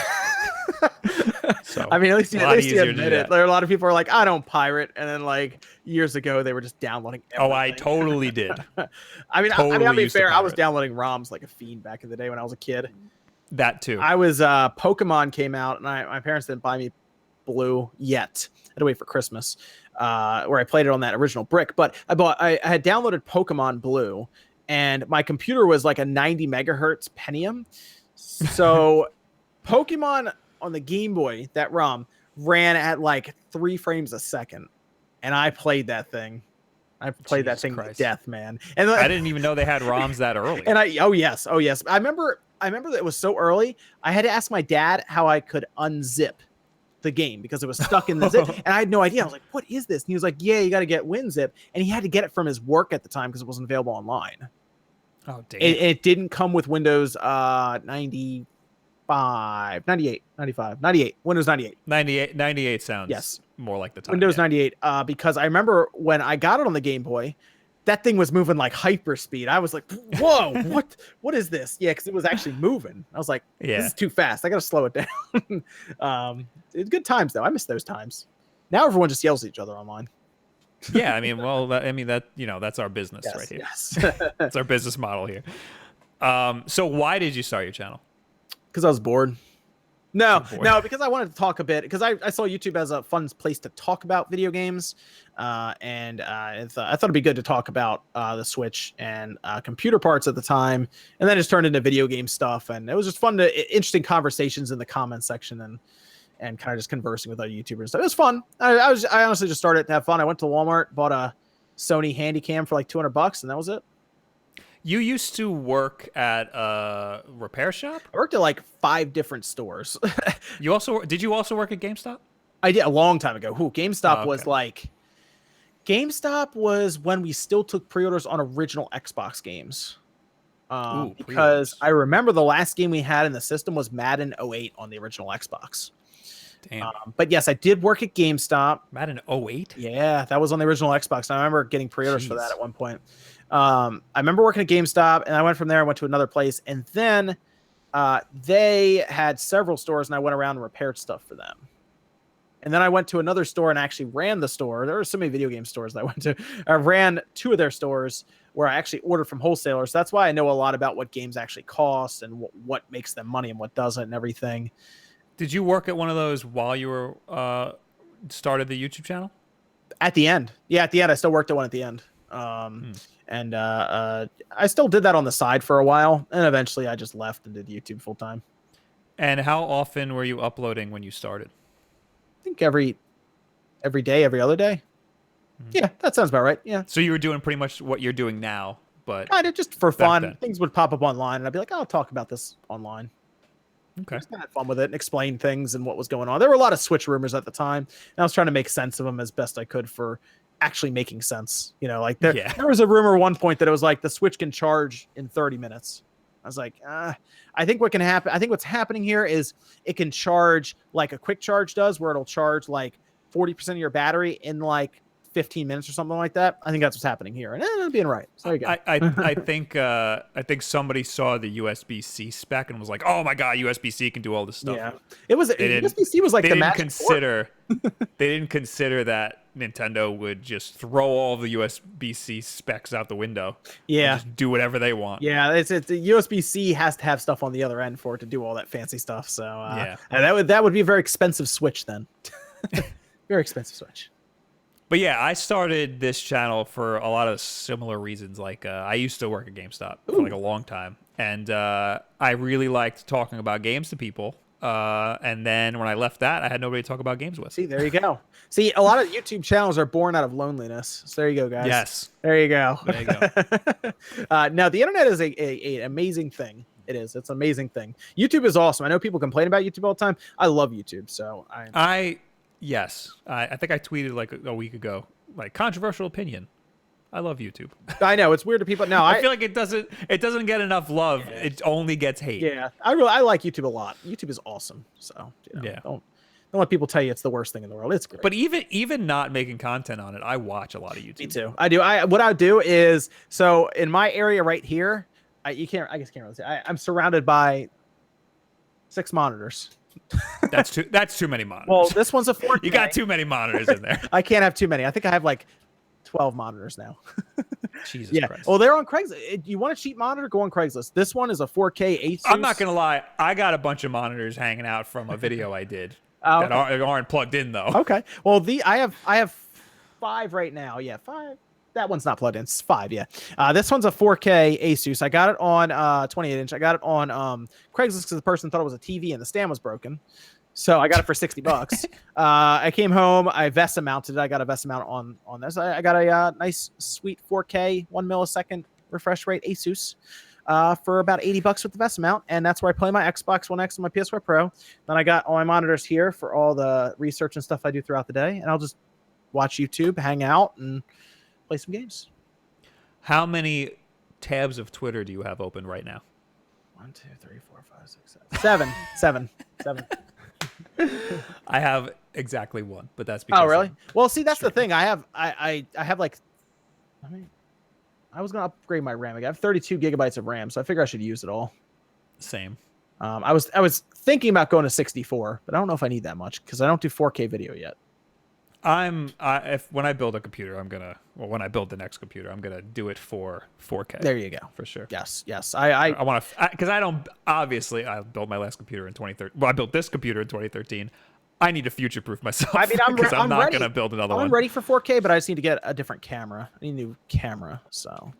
Yeah, mine barely does 4K. I was looking at, well, mine does, but it has weird focusing problems. So I need 4K 60 out of it. There's the I only use Canon because I like the autofocus. Okay. Yeah, there's the Lumix GH5 I was looking at, but that one's a little more pricey. So my friend James, who does cinematography, he does some of our better looking stuff. Mm-hmm. You met him at the convention? Yes. That's what he uses, the GH5, and he swears by it. Oh, good. That's good to know that if I put down like $2,500, I'll actually get something really good out of it. Yeah, that might be a next year thing. How about that? Yeah. Well, by then they'll probably have the GH6. There you go. I'll get last year's model. I don't care. What I want is a Canon C200, but that's $6,000. So I'm gonna need some super chats right now. Jeez, C200. What does that thing do? Does it? It's a video camera. Like these cameras are DSLRs that we're using for video. So a C200 is like a broadcast quality video camera. It's that good, and we can use that for streaming. It'll film forever. Really? And it doesn't like do like 20 or 30-minute chunks. No, it just goes forever. I think the GH5 does that too. And you know what? I was looking into this. Panasonic cameras go forever. Well, mine doesn't. This one doesn't. I have this is the G7 I've hooked up. That does 20 or 30-minute chunks. And Oh, really? apparently there is some I looked in this on a forum, so I was trying to figure out why. Apparently there is some weird tax that they have to pay if it doesn't do that. I have to look it up because then they Oh, consider it's in Europe. They're only allowed to do photo cameras can only do 30 minutes in Europe. That's what it is. Otherwise, it's considered a cinema camera, and then they have to pay more, or there's a different FCC regulation on it or something. That's what it is. So cheap companies like, for example, Canon will just make all of their cameras 30 minutes. Right. Like this camera could go longer than 30 minutes, but the screen lock turns it. off. Yeah, they lock Yeah. it so it can't. Otherwise, you Yeah. have to pay that tax essentially. You got to pay. That's why the GH5 is like over $2,000 or something. Yeah, yeah.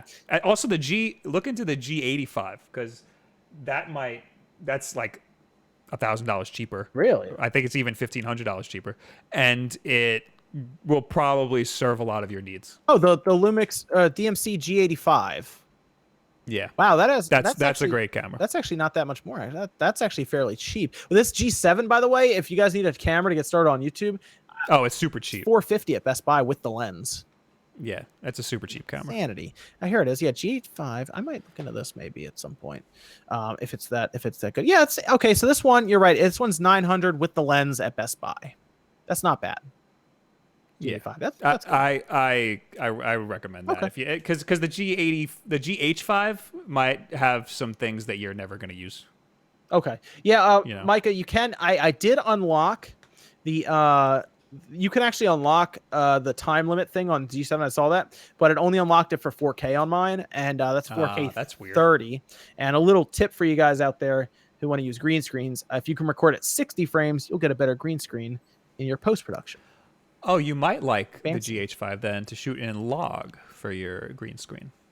Ooh.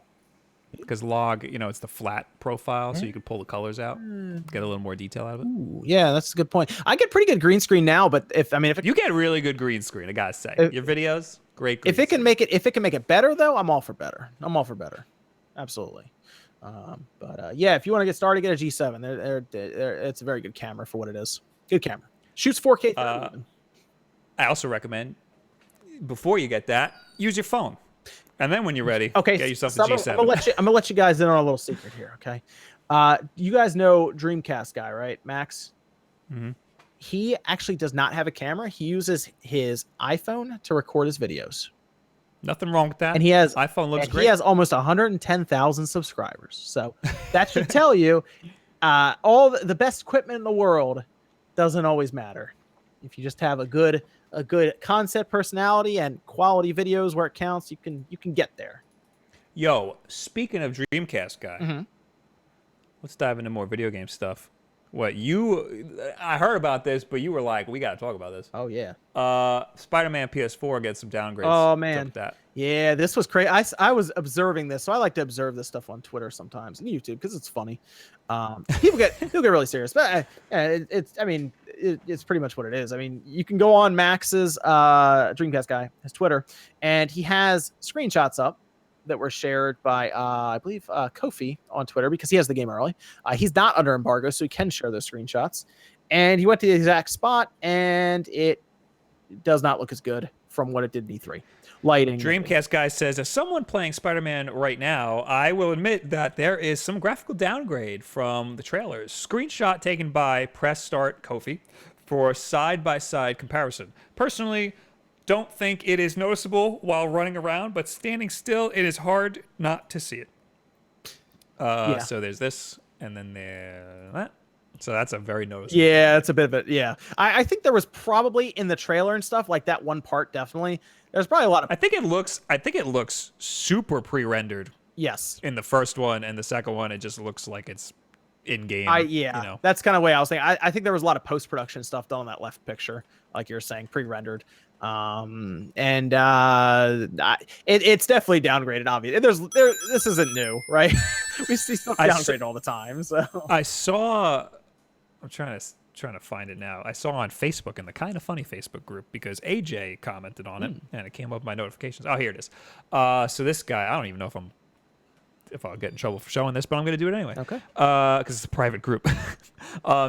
Tim says, for some reason, people are all falling for this downgrade bollocks with Spider-Man. Here are some screenshots, not just one of some puddles, that clearly show the game looks better now than it ever has. Interesting. So there's other screenshots where left is the original trailer and right, like the 2017 trailer, and right is the game now. It's not as drastic as the downgrade from the last screenshot we saw. Okay. But some of these screenshots look a little better. Sure. Okay. Yeah. Like there's just some ambient lighting. It looks like they added to a lot of these shots.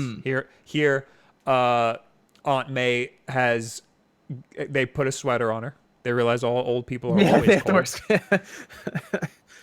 So good on them. He looks noticeably better.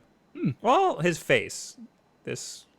We're nitpicking at this point. Yeah, pretty much. I mean, the thing is, people saw it and they noticed it right away, and it kind of turned into a whole thing. It really comes down to, is the game still going to be fun? Yeah, probably. I think people like to hate. Yeah. I don't think this is as big of a deal as something like Watch Dogs. Remember that? Like the first trailer looked incredible, and then it got like worse and worse and worse. Yeah, I brought this up. Do you remember Halo 2 when they showed that unimaginably good trailer, that gameplay reveal for like 10 minutes, was it, back in the day? Do you remember watching that at all?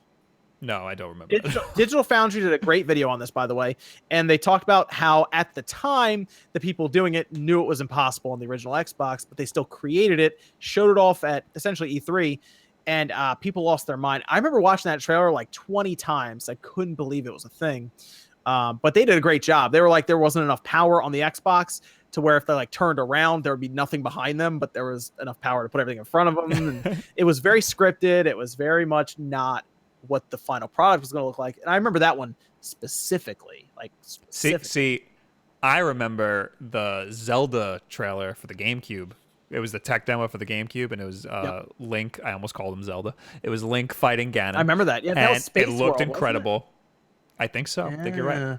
And then they made Wind Waker, and everybody hated Wind Waker because it didn't look like that. Yeah, it was cell shade. I remember that. Actual backlash everywhere. It was crazy. It was the same backlash that happened when people found out that Metroid Prime was a first-person shooter.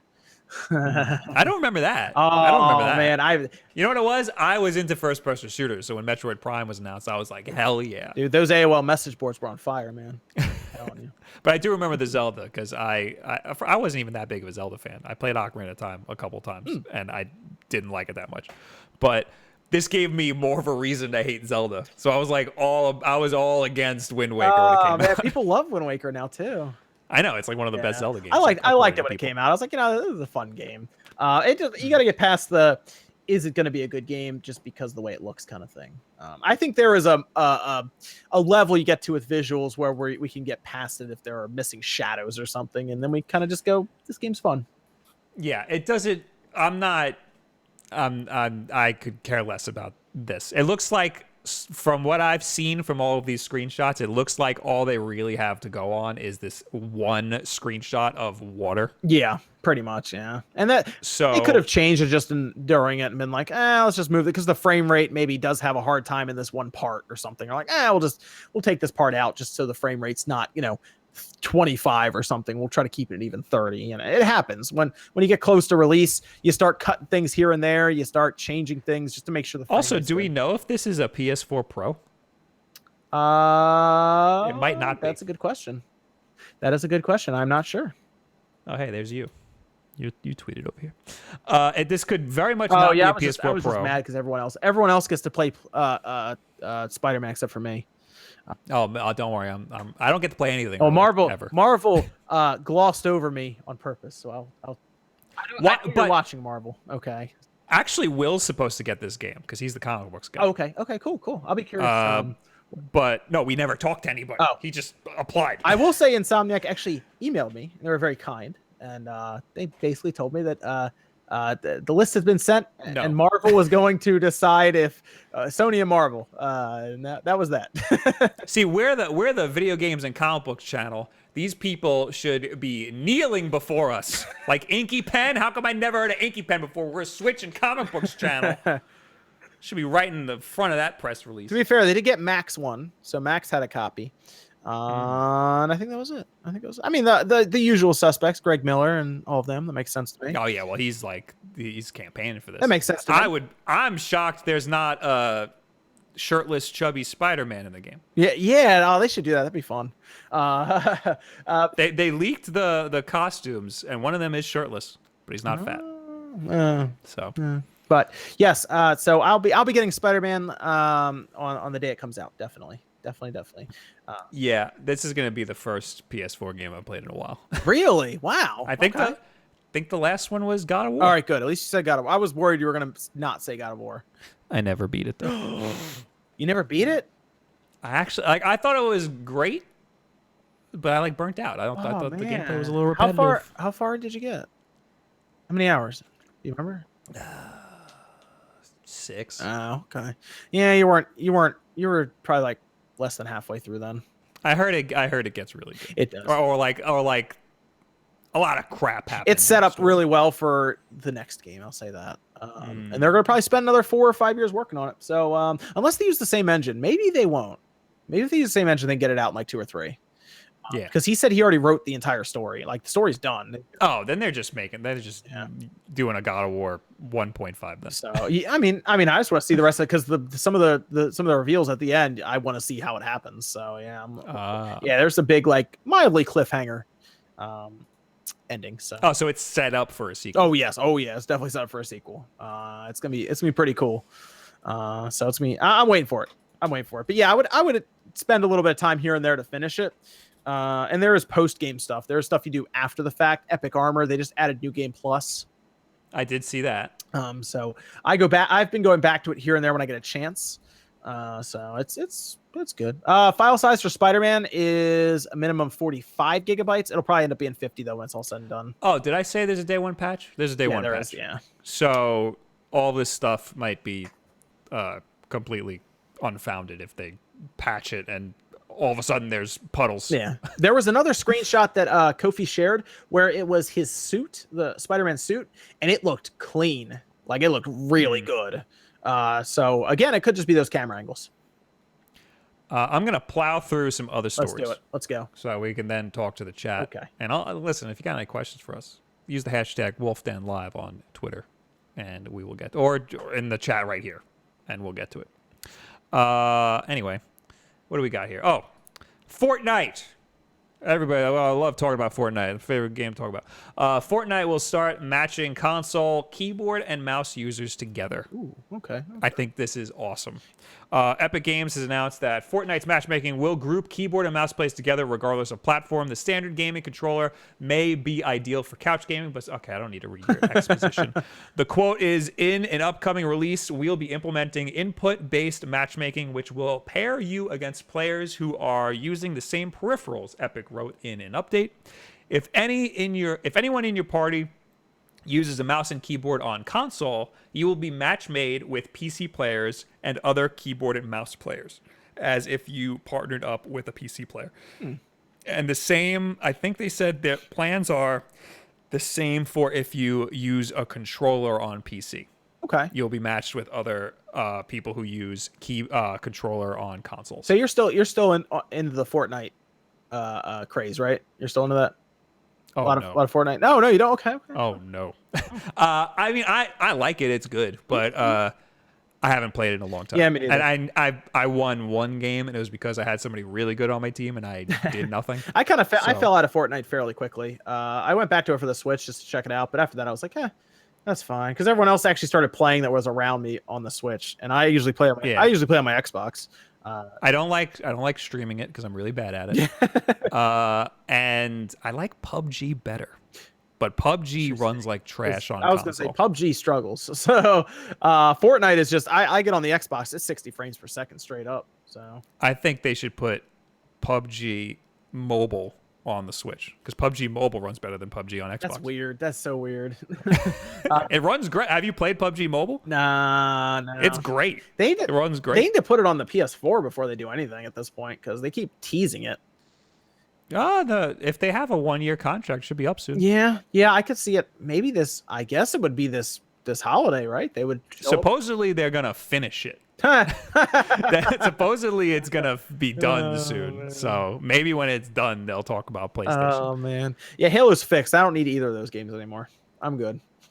Halo's fixed. I'm actually a little excited for a Call of Duty battle royale. Did you actually a little did you excited play for the beta for Black Ops 4? No, I missed it that weekend. It's not very good. So I'm hoping that I was a fan of World War II. That multiplayer was good. Yeah, it takes longer. Well, okay, so it takes longer to time to kill is longer in this game. Okay. It takes several more bullets to wipe people. That's not good. Yeah, that's what I love about Call of Duty. It's super fast paced, you know. It's not as it takes longer to wipe people, and then you can also get body armor, so it takes even longer. You have to try it and see what you think. I am very interested in this blackout mode because this is going to be the first real time we've seen a big budget or AAA developer really take a shot at battle royale to this degree. Especially they also threw some shade in the trailer for it, or in the teaser or the announcement. They said battle royale with the best in class shooting mechanics of Call of Duty. I mean, and I was like, damn. I mean, we're gonna see, because Fortnite is making a lot of money and everyone plays it. But here's the question: is it going to be 100 people doing this, or is it going to be 30 people in the game? Because if it's anything less than 100, Fortnite already has the advantage. It would be insane if they did less than 100. It has to be 100, right? So what if? Yeah, it has to be. What if it shows up as 30? At that point, I write it off completely. No, yeah. Then it's not a battle royale. Exactly. Yep. It's blackout mode will have its beta though in about 12 to 13 days, and I definitely want to jump. I will be there because Activision likes me, even though I say they're stupid all the time. Nobody likes me. Who likes me? Do I get anything? 8-Bit Do liked me, and then I just emailed them for something that they didn't answer me. So nobody likes me. Nobody likes me. And now the only people who send me stuff are Switch docs, and now they all hate me. It's the video I made for that last week. I'll get you in contact with Activision. How about that? Thanks, man. I got you. So yeah, Fortnite's gonna link keyboard and mouse players together, which I think is great, because I think it's ridiculous that keyboard and mouse players can even play against controller people, because they have a huge advantage. Oh yeah, I mean, even them, they have their, they have 144 hertz monitors and everything. There's a lot of advantages PC players have already. But also people who plug in a keyboard and mouse to a console. Yeah. Like now you're also getting the aim assist. Yeah. On top of that. That's a good point. Yeah. So this is good. I like it. Next, again, plowing through these stories, the Sonic community just released a slew of amazing fan game demos. Have you seen any of these? No. What is it? You said Sonic? The Sonic community. So I don't go too far into the Sonic community. Oh boy, it's a terrifying place sometimes. It is. It is real scary. But what demos did they have? So this is a weird thing. Okay. That they had recently. Sonic fan. I'm having a stroke. I'm allowed one stroke a stream. Sonic fans are a dedicated bunch, and the most dedicated are currently gathering to show off their handmade Sonic game. Their own handmade Sonic game projects. One thing that's unique about the Sonic the Hedgehog community is just how dedicated fans are. Okay, all right. Websites like Sonic Retro keep a detailed record of beta versions and hacks of official games, and there's a thriving Sonic fan game community over at Sonic Fan Games HQ. Here, aspiring game designers cut their teeth by trying to make new games in their most loved franchise. You might remember that Sonic Mania is made by a bunch of people who made Sonic fan games in the past. Very talented people, yep. And they made the best Sonic game in a long, long time. Yeah. Once a year, those nuts, ambitious fans put together Sage, the Sonic Amateur Game Expo. That's the interesting part. Think of it as E3 for Sonic fan games. All right, that's a little much. I mean, it's amazing that they come together for this. By the way, that's how powerful their passion is for this series. I know. It's amazing. A slew of demos are released alongside other live events. Sage first took place in 2000 and has been annual since 2005. Damn. So it's a well-oiled machine at this point. And some of the projects at this year's Sage are surprisingly impressive. I was blown away by this one because it looks beautiful. This little GIF on screen here. It's got the same sort of colors as Sonic Mania, but I didn't realize it until I read the article before we started. That's Sonic Chaos, the Game Gear game. Ooh. Somebody remade the Game Gear game, and that was one of my favorite games growing up. It has a nice like pastel color look to it. I like it. Yeah, It looks pretty cool. It looks amazing. I'm super into that, and there's a demo available to download as part of Sage. Maybe I'll try to download it after this when I'm waiting for the Nintendo Direct to happen over on twitch.tv/Wulff Den. Oh, yeah, you should go watch. Yeah. I'm super stoked for that. You also, if you're interested, there's a backlog episode where me and Will talk about Sonic Chaos. So check that out on our channel. Somebody link that in the chat. So yeah, there's also this. Another one I thought was weird. This is the official Sonic account, right? What in the world? No, it's not. No, it's not. It looks like it, and it's not. Sonic the Hedgehog. Oh, the Hedge blog. There you go. But this looks cool. It's a GIF of Crash Bandicoot. Whoa. Dude, it's Crash. Crash Bandicoot game, yeah. That's cool. So I suggest checking this out. Sonic Z stream. There's a lot of cool Sonic fans. I mean, it sounds like Sega's scoping them out. Obviously, they're scooping fans up right now to build stuff. I want to see the fans attempt to build with Sega a 3D Sonic game and get some Sonic Adventure love back. I think they could absolutely do that. Because at this point, the fans can build a better Sonic game than Sega. Let's just all be real here. I think the next Sonic Mania has potential to be a 3D game for sure. Yes. They could definitely do it. They could pull it off. That'd be cool. Because Sega is really bad at it. Yeah. Yes, they are. Standing snowboard flips, though, you know. Hey, a Sonic Adventure 3, I'd be all down. I would too. You know what? For current technology with what we have, I'd be very interested. Sonic Forces, let's let the fans take a shot this time. Next up,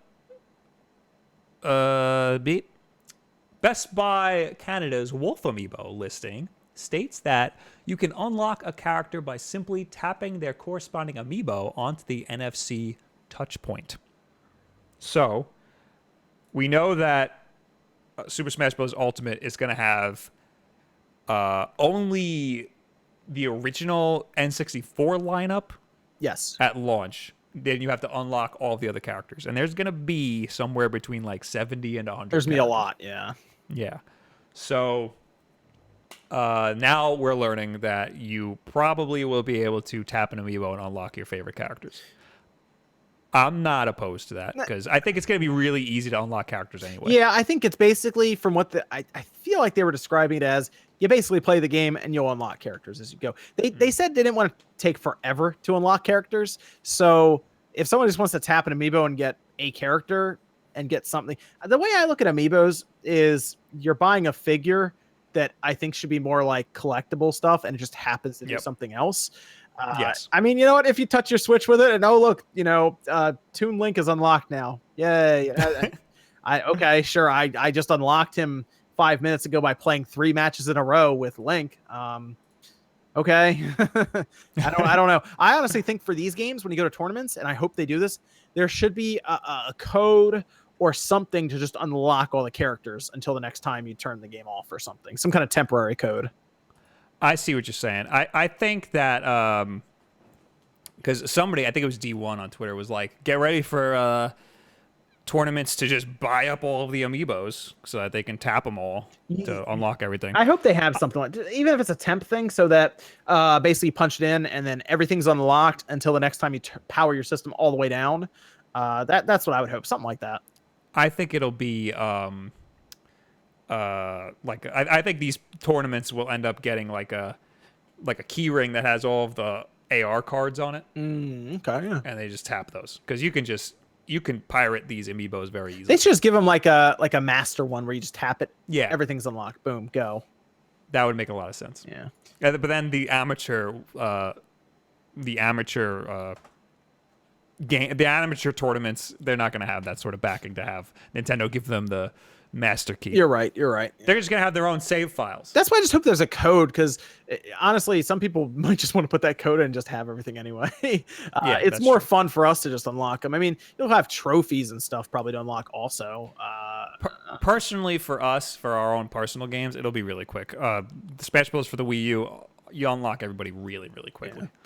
I think it'll be fast, but even then, it still takes time. I remember back when we used to run tournaments at the store, we actually had a Street Fighter 4 tournament. And this is when Street Fighter 4 first came out, and someone came in, and a customer came in that was really nice and helped us out.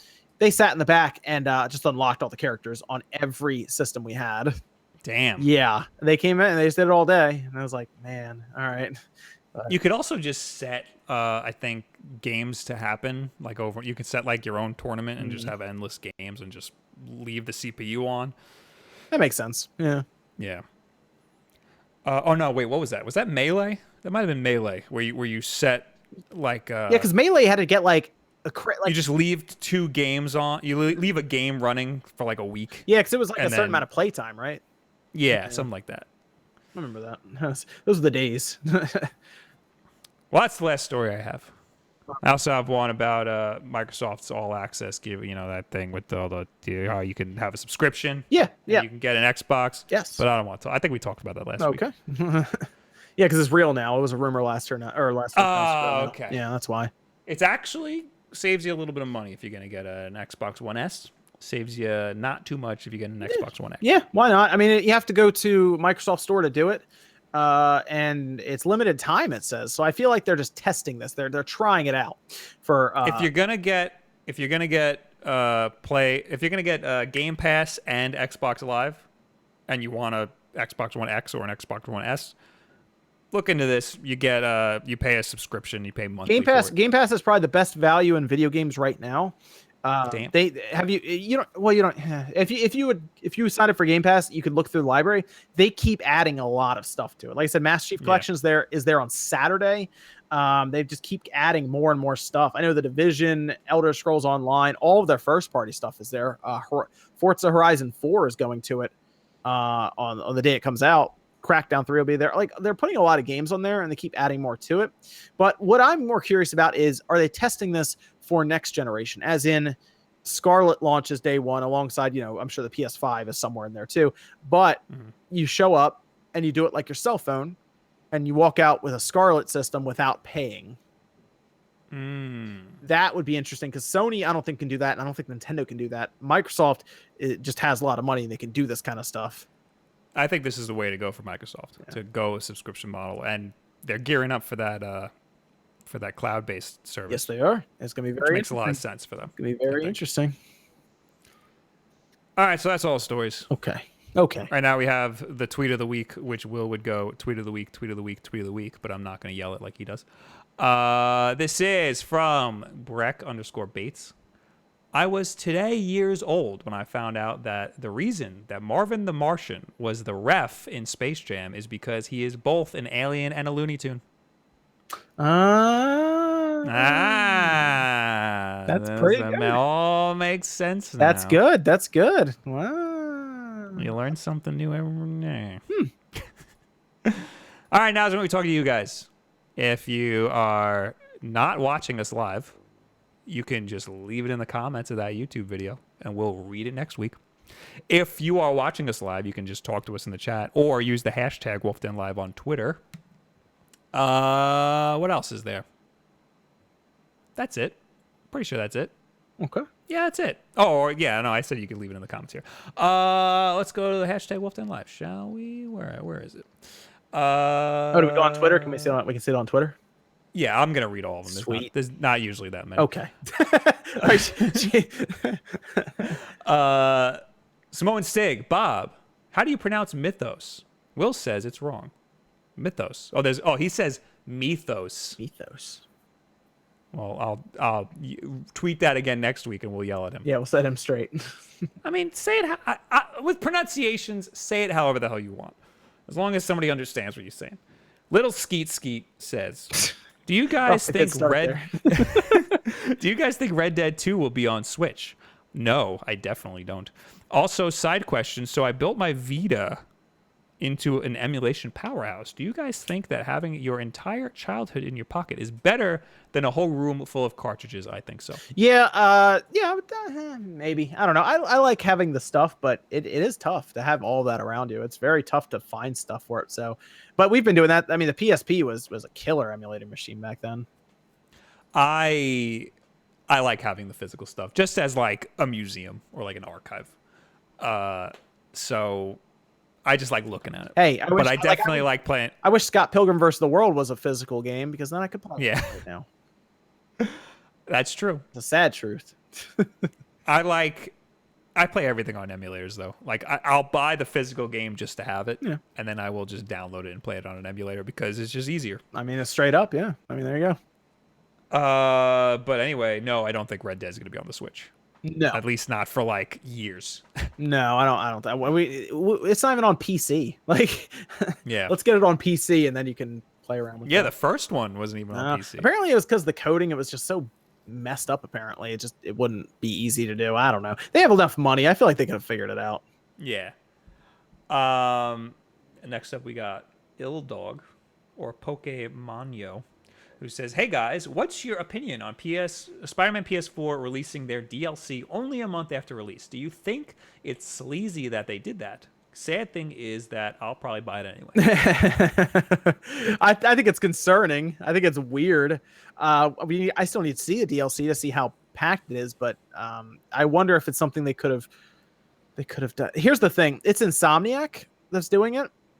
They're looking at this as, how can we get more money out of this game? Sony did God of War with basically their own studio. Insomniac is pretty much doing what they want because they were hired to do this. So in their mind, let's release DLC because we're squeezing what we can out of this. God of War was designed by Sony specifically to do one thing, and that is sell consoles. Insomniac has some interest in this whole thing outside of just selling PS4s. They want to sell the game as much as they can and then profit on it as they go forward. That's why you see this DLC just pop up, and it's popping up before Christmas. So there you go. Destiny got a lot of crap for having DLC planned already. I think all companies that do this should at least be under the microscope until you see the DLC, you check it out. Like, we had a point in time where Resident Evil 5 had DLC on the disc that you bought. Yeah, that's bad. Like, that's bad. We've heard that we've heard that Capcom with, what was this, Marvel vs. Capcom 3 or the most recent one, I should say. I'm sorry. Ultimate. Infinite. Yeah. Infinite. Sorry. Yeah, they had characters already planned and ready to roll before the game even came out, and they held them for DLC. It's got to be careful with some of these companies now, and we'll see. I mean, it's going to be exciting. So every game's going to have planned DLC. They're going to have DLC in the pipeline if they're going to do it. Yes, but do they have to make it as obvious as it's out next month? Yeah, next month is very quick. You know, like we heard. All right, the Zelda one that came out like a full year after the game came out. Yeah.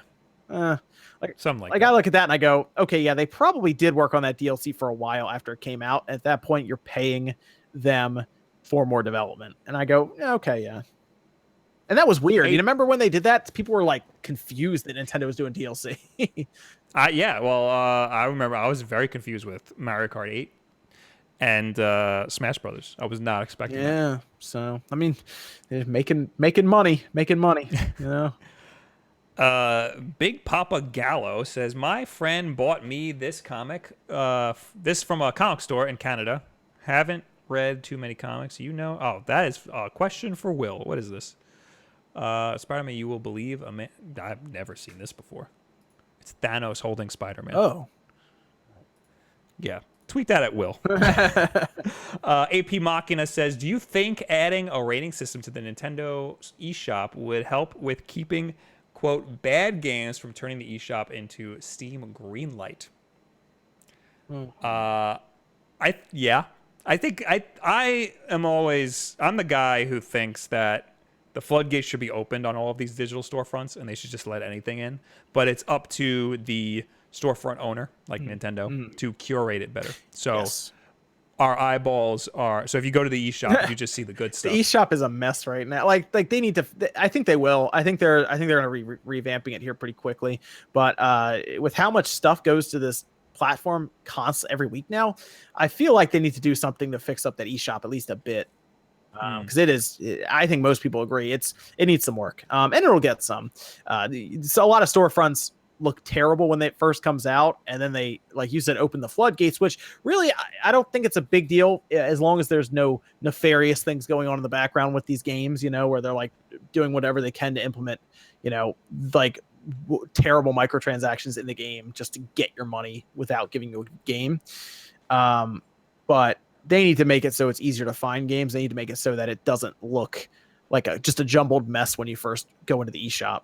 It kind of looks like that now. It really does.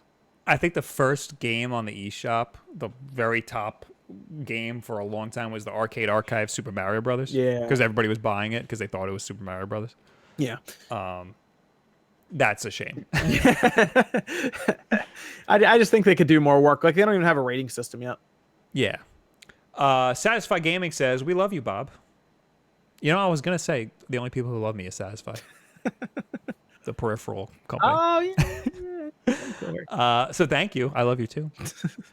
Sky Farrow says, so should I buy an Xbox One right now or wait since I only own PC and Nintendo? Only buy it if you want it, if there's some games that you want to play on it. Get that Xbox One X, pick up Halo, you're good. There you go. Here's my theory about the Xbox and what's going to happen here. Microsoft, I think, is going to be working to make the current Xboxes what they would call forward compatible. We know about backwards compatibility. Forward compatibility is interesting because what I think is going to happen, and I said this before, I think all Xbox One, like the base unit, all Xbox One S systems and all Xbox One X systems are going to have an application that will be launched for them in the future alongside Scarlet, and it will turn those Xboxes into then streaming Scarlet machines. I agree. And that's how you do it. That way, they instantly show up and they say, we have 40 to 50 million, let's just say that, by the time that happens, of a user base right now. And at that point, PlayStation will probably always be behind. I think that next year when they announce the Scarlet or whatever the hell they're doing, they're going to say, if you have an Xbox One X, you already have it. Yeah. I mean, they could, if it's all streaming, the S, the regular one, it's just an application you download, you need to be connected to the internet, and it's basically that $150 Scarlet box that you would buy otherwise for streaming. And then you could buy the Beast system for $500, and you go on with that. But at that point, they have an obscene stranglehold on the gaming world. So it would take Sony. I don't think Sony would ever catch back up. We got two more here. Trevor says, AT headquarters is right down the road from me. I guess he means Activision. I wonder if they'll have that. Oh, Audio Technica. I wonder if they'll have that mic on sale for their Christmas sale. Ooh. Maybe. These mics have been out forever, and they never drop in price. They're good quality, though, right? That's what you want to see. You don't want to be like, we gotta fire sale this thing because it's such a great mic. Yeah, they're releasing a new Blue Yeti. Oh. It's the Blue Yeti Nano or something. Interesting. It's small. It's for like travel. It's a cutie. It's a cutie looking one. Interesting. It looks the same but smaller. Okay. Halo. Last one. Halo Infinite's probably cross-gen executor. Last one is where are we? Berserk says, wasn't the cell shading in Wind Waker a good thing because the wind effects to show where you're going would be out of place with realistic styling? Even with the backlash, would it have been worse if they were to stuck? I don't think it would have been worse. No, but I think Wind Waker looks great. I was a stupid little kid when I thought it was stupid. Wind Waker was great because it shows more emotion than they could have with a realistic one in that generation.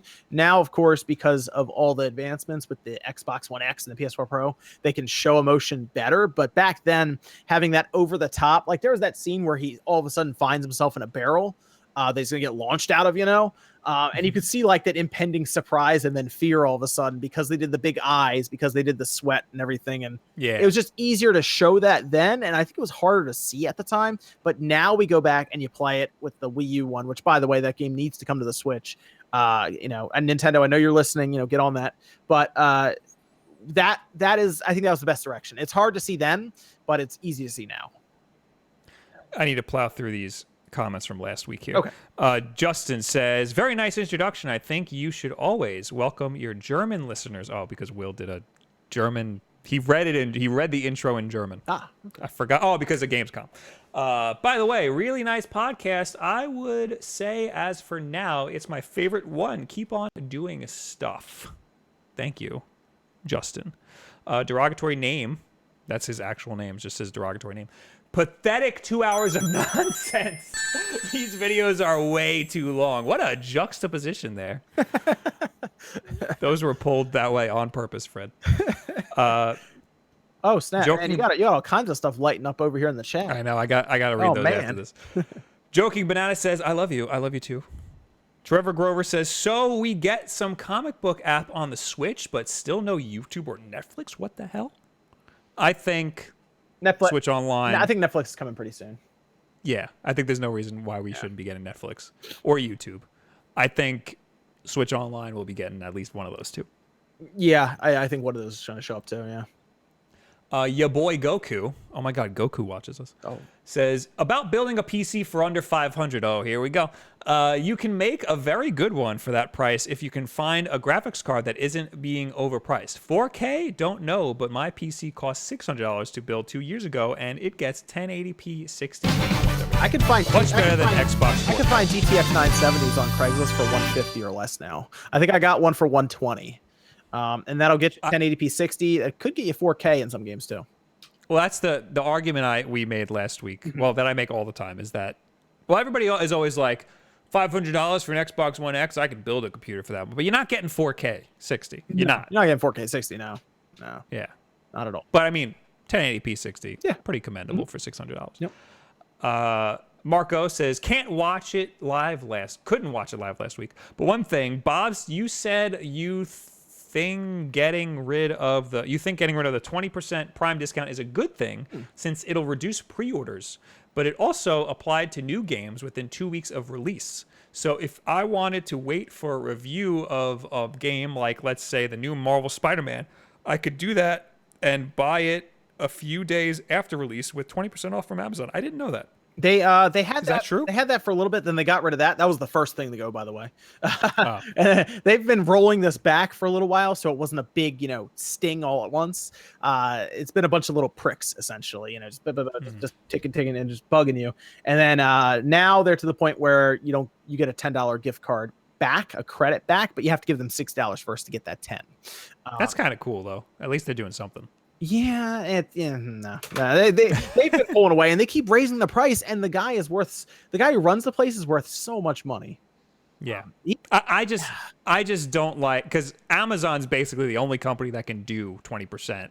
Just give you money for Best pre-ordering Buy something. does it too. They do. Yeah, they did 20% off with the Gamer Club thing, and that's why. Oh, but you have to pay for the Gamer Club. Yeah, but you have to pay for it was less than Prime. That is true. It was that is true. Gamer Club was $30 for 2 years. Prime is like $120 a year or something now. Yeah. So I just think pre-ordering is a bad practice, and we're kind of shooting ourselves in the foot by giving into stuff like that. Yeah. Anyway, there's a side note here from Fred who pulls these comments and says a lot of people want timestamps. I mean, you've explained why you don't do them. I'm gonna do timestamps. I'm gonna do timestamps for the stories that we talk about. But there's too much going on this week. We have a guest here. All right. I wanted to make the best show I possibly could. Yes. Next week I'll maybe do timestamps. Or if you're how about this? If you're watching this, write some timestamps. I'll put them in the description. That's another thing, though. People always comment, video starts at this, but after the stream ends, I cut the beginning out, and it takes a while to process. So there's people who comment that it's always wrong by the time it finishes processing. So if this video is unlisted and you comment timestamps, they're going to be wrong. Just saying. Anyway, now we're in the actual chat. Oh, no, we got donations and stuff. God, we got a lot. David Easley, $2. Almost always listen to Wulff Den Live and Spawncast at work. This guy's slacking off. Everybody listens to me at work or on the way to work. I used to listen to a lot of podcasts at work. Yeah, if you have a job where you have work at a lot of desk work and you can get away with that, it's outstanding. Yep. It's so much better. I was a graphic designer, so I was always just noodling around the computer. There you go. Sometimes you need to turn it off if you're thinking of a concept or something. It's best if you're in IT because no one bothers you about what you're doing at the computer because you just tell them that it's the entire system's about to go down if I don't focus on this and they just leave you alone and they don't ask questions, So Burgundy Burnout's $5. Both me and 802 Garage, both me and 802 Garage do all our videos on Pixel 2 XLs on a DJI Mobile 2 gimbal. Barrier for entry on YouTube is so low now. DJI gimbal's a good one. Yeah, just good. That's what I always say. Instead of getting like a point and shoot, just go for a gimbal. But you got to get a good one though. There's a lot of crappy gimbals out there. Yeah, you just gotta get to it. You know, just gotta get to it. A lot of people will say I'm gonna do this, and then they just don't do it. So first, I'm gonna do it once I buy this. Yeah. No, you got a phone. You Don't. probably have a camera. Eric Henley, $2. Do you think Nintendo will implement achievements? I think they'll do it in their own little weird, unique way. That's next gen talk right there, man. That's next generation. Yeah, it's not now. we're trying. I think we're they'll trying do to get something this. like We're trying to conquer voice chat. Okay. like maybe they'll only have platinums. Achievements are good for engagement. I don't know how interested Nintendo is in engagement. Maybe give you extra gold coins if you beat a game, you know? Yeah, I mean they already do that with like buying, and I have bought some games on the Switch with just straight up coins, which is actually pretty cool. I did that with Cosmic Star Heroine, which is actually a pretty cool little Chrono Trigger by the way. They kind of force you to they default to using the coins. Yeah. So like I bought something with the coins without realizing it, but like whatever. Yeah. Gonna spend that money anyway. It's yeah, I think we'll get achievements. I don't know when. I mean, we're trying to get messaging on the online service right now. Let's one step at a time here, you know. I want mass unfriending. Oh man. That's what I want. Marco said with $10, that's a lot. Thank you. Says Brian from the Know said he wishes Nintendo would use the info they are obviously collecting from players to show us games we are going to be interested in, like Steam, but you know, good. Yeah. Why not? I mean, it's just the algorithm that a lot of places use now to decide what you might be interested in. And like, if you like this, you might also like. Yeah, that's the thing. When you go to a game, they should have that. Like the Xbox has something like that. That's just good e-commerce. Yeah, why not? That's what I mean. It's just Nintendo needs to work on helping people find stuff in their shop. People think that everyone's plugged in and online like we all are, and they're just not. I've talked to a lot of people. Trust me, every 1 out of 10 people that would come in the store is like us, all of us.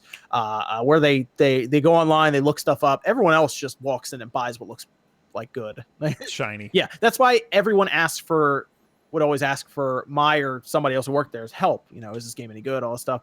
I was so good at video game 20 questions. Hey, you got that new war game? Like, all right. Does it start with Call? No. Battlefield? No. Black Ops? Yes. Okay. That's what it would be like. And they'd always ask you about every other game. And that's the thing. People just aren't plugged in. It's just not. So just, you got to help them. That's just, and if there's nobody there, like there is at a store when you walk in and you're relying on the eShop to help, and it's not there. It's literally walking into a store and there just being nothing at the cash register. You're just like, oh, okay.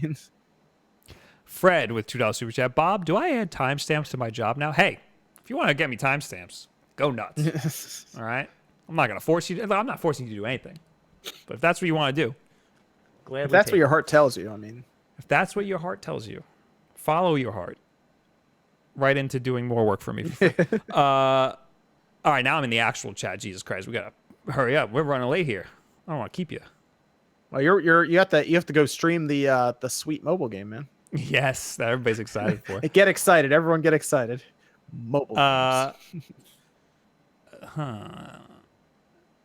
He Juice 44. You can get 4K 60 on Xbox. Yeah, on Xbox One X. Devil May Cry 5 apparently is going to be 4K 60.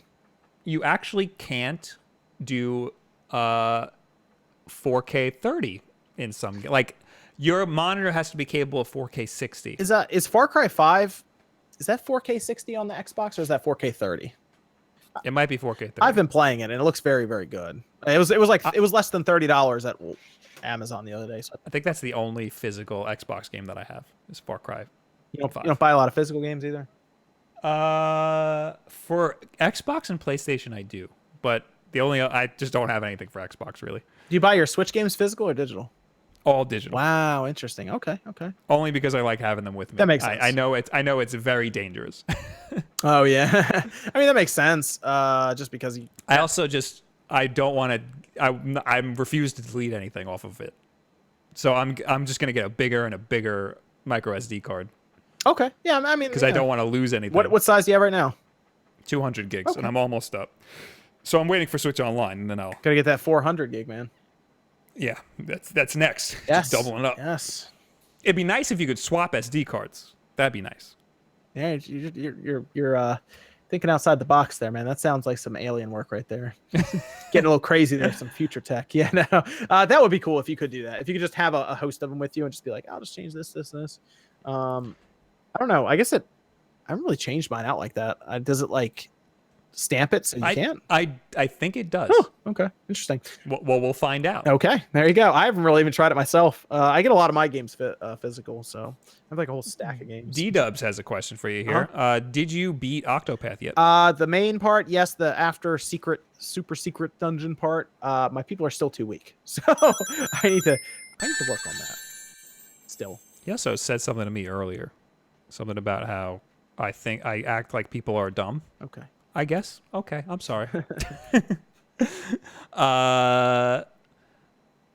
Shinobi Insane says, "Damn Spawn Wave, I see you everywhere. Good job, man." I'm Proud all of you. over people's suggested, and you just see me staring at you, judging all the time in those thumbnails.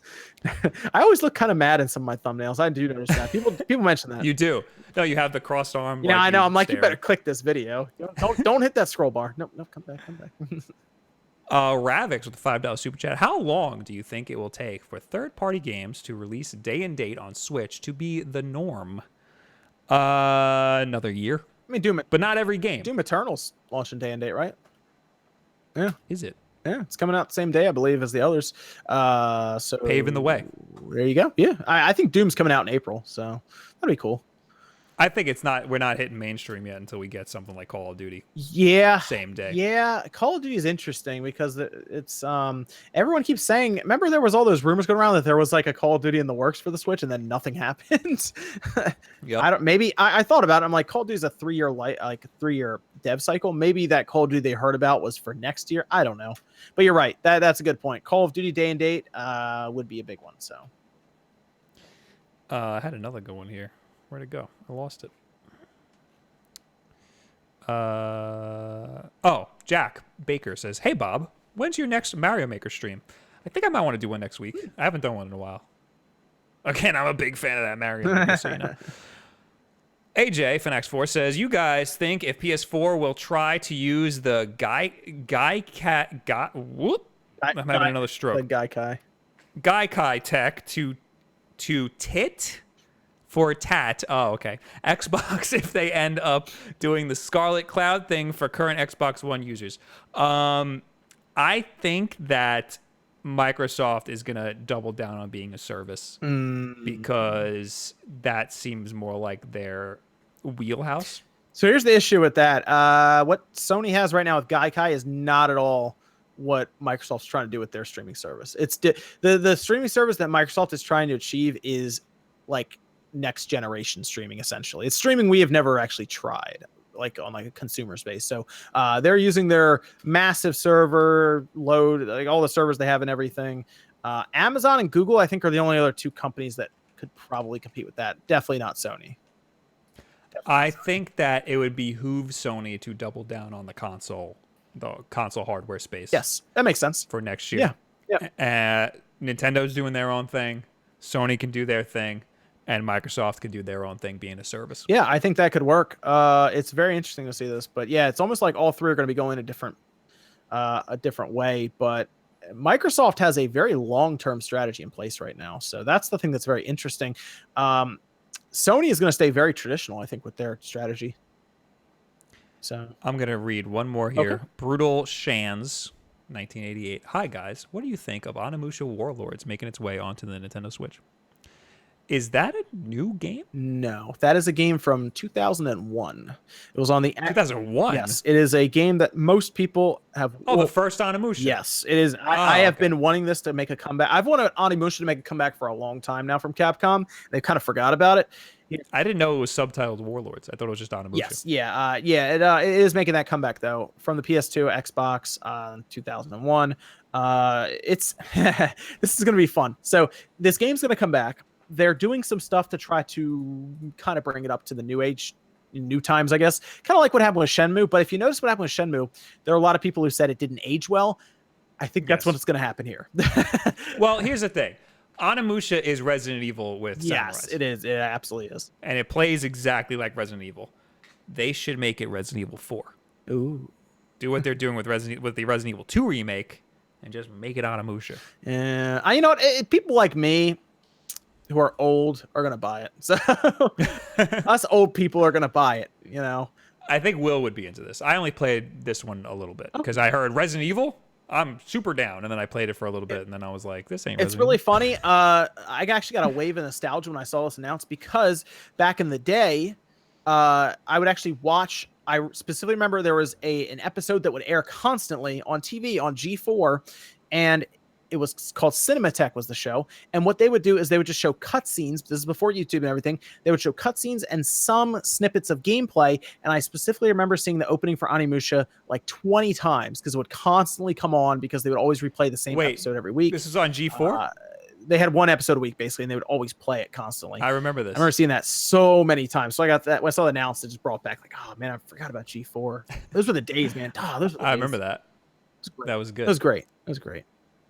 Grimhane says, Bob, no unboxing. Grimhane, you told me yesterday that you had a package coming, and I went to the P.O. box, and there was nothing there. So next week, probably, unless they lost your package, which I hope they did. Anyway, that's it. We're done. Thank you for being here. Thank you for tuning in. Thank you for watching. Thank you for chatting with us. Whatever Will says. As always. Did you get the new sponsor? Did I? You got a new sponsor. I wanted to see you try to read their name. Oh God. Oh. Yeah, new member. Sorry, member. They're called members. Wait, can I Google it? I don't know. I want to see. Search. You got to translate. They're called members now, so I just want to make sure you got them. Zhu Li Hao. All right, there we go. I think.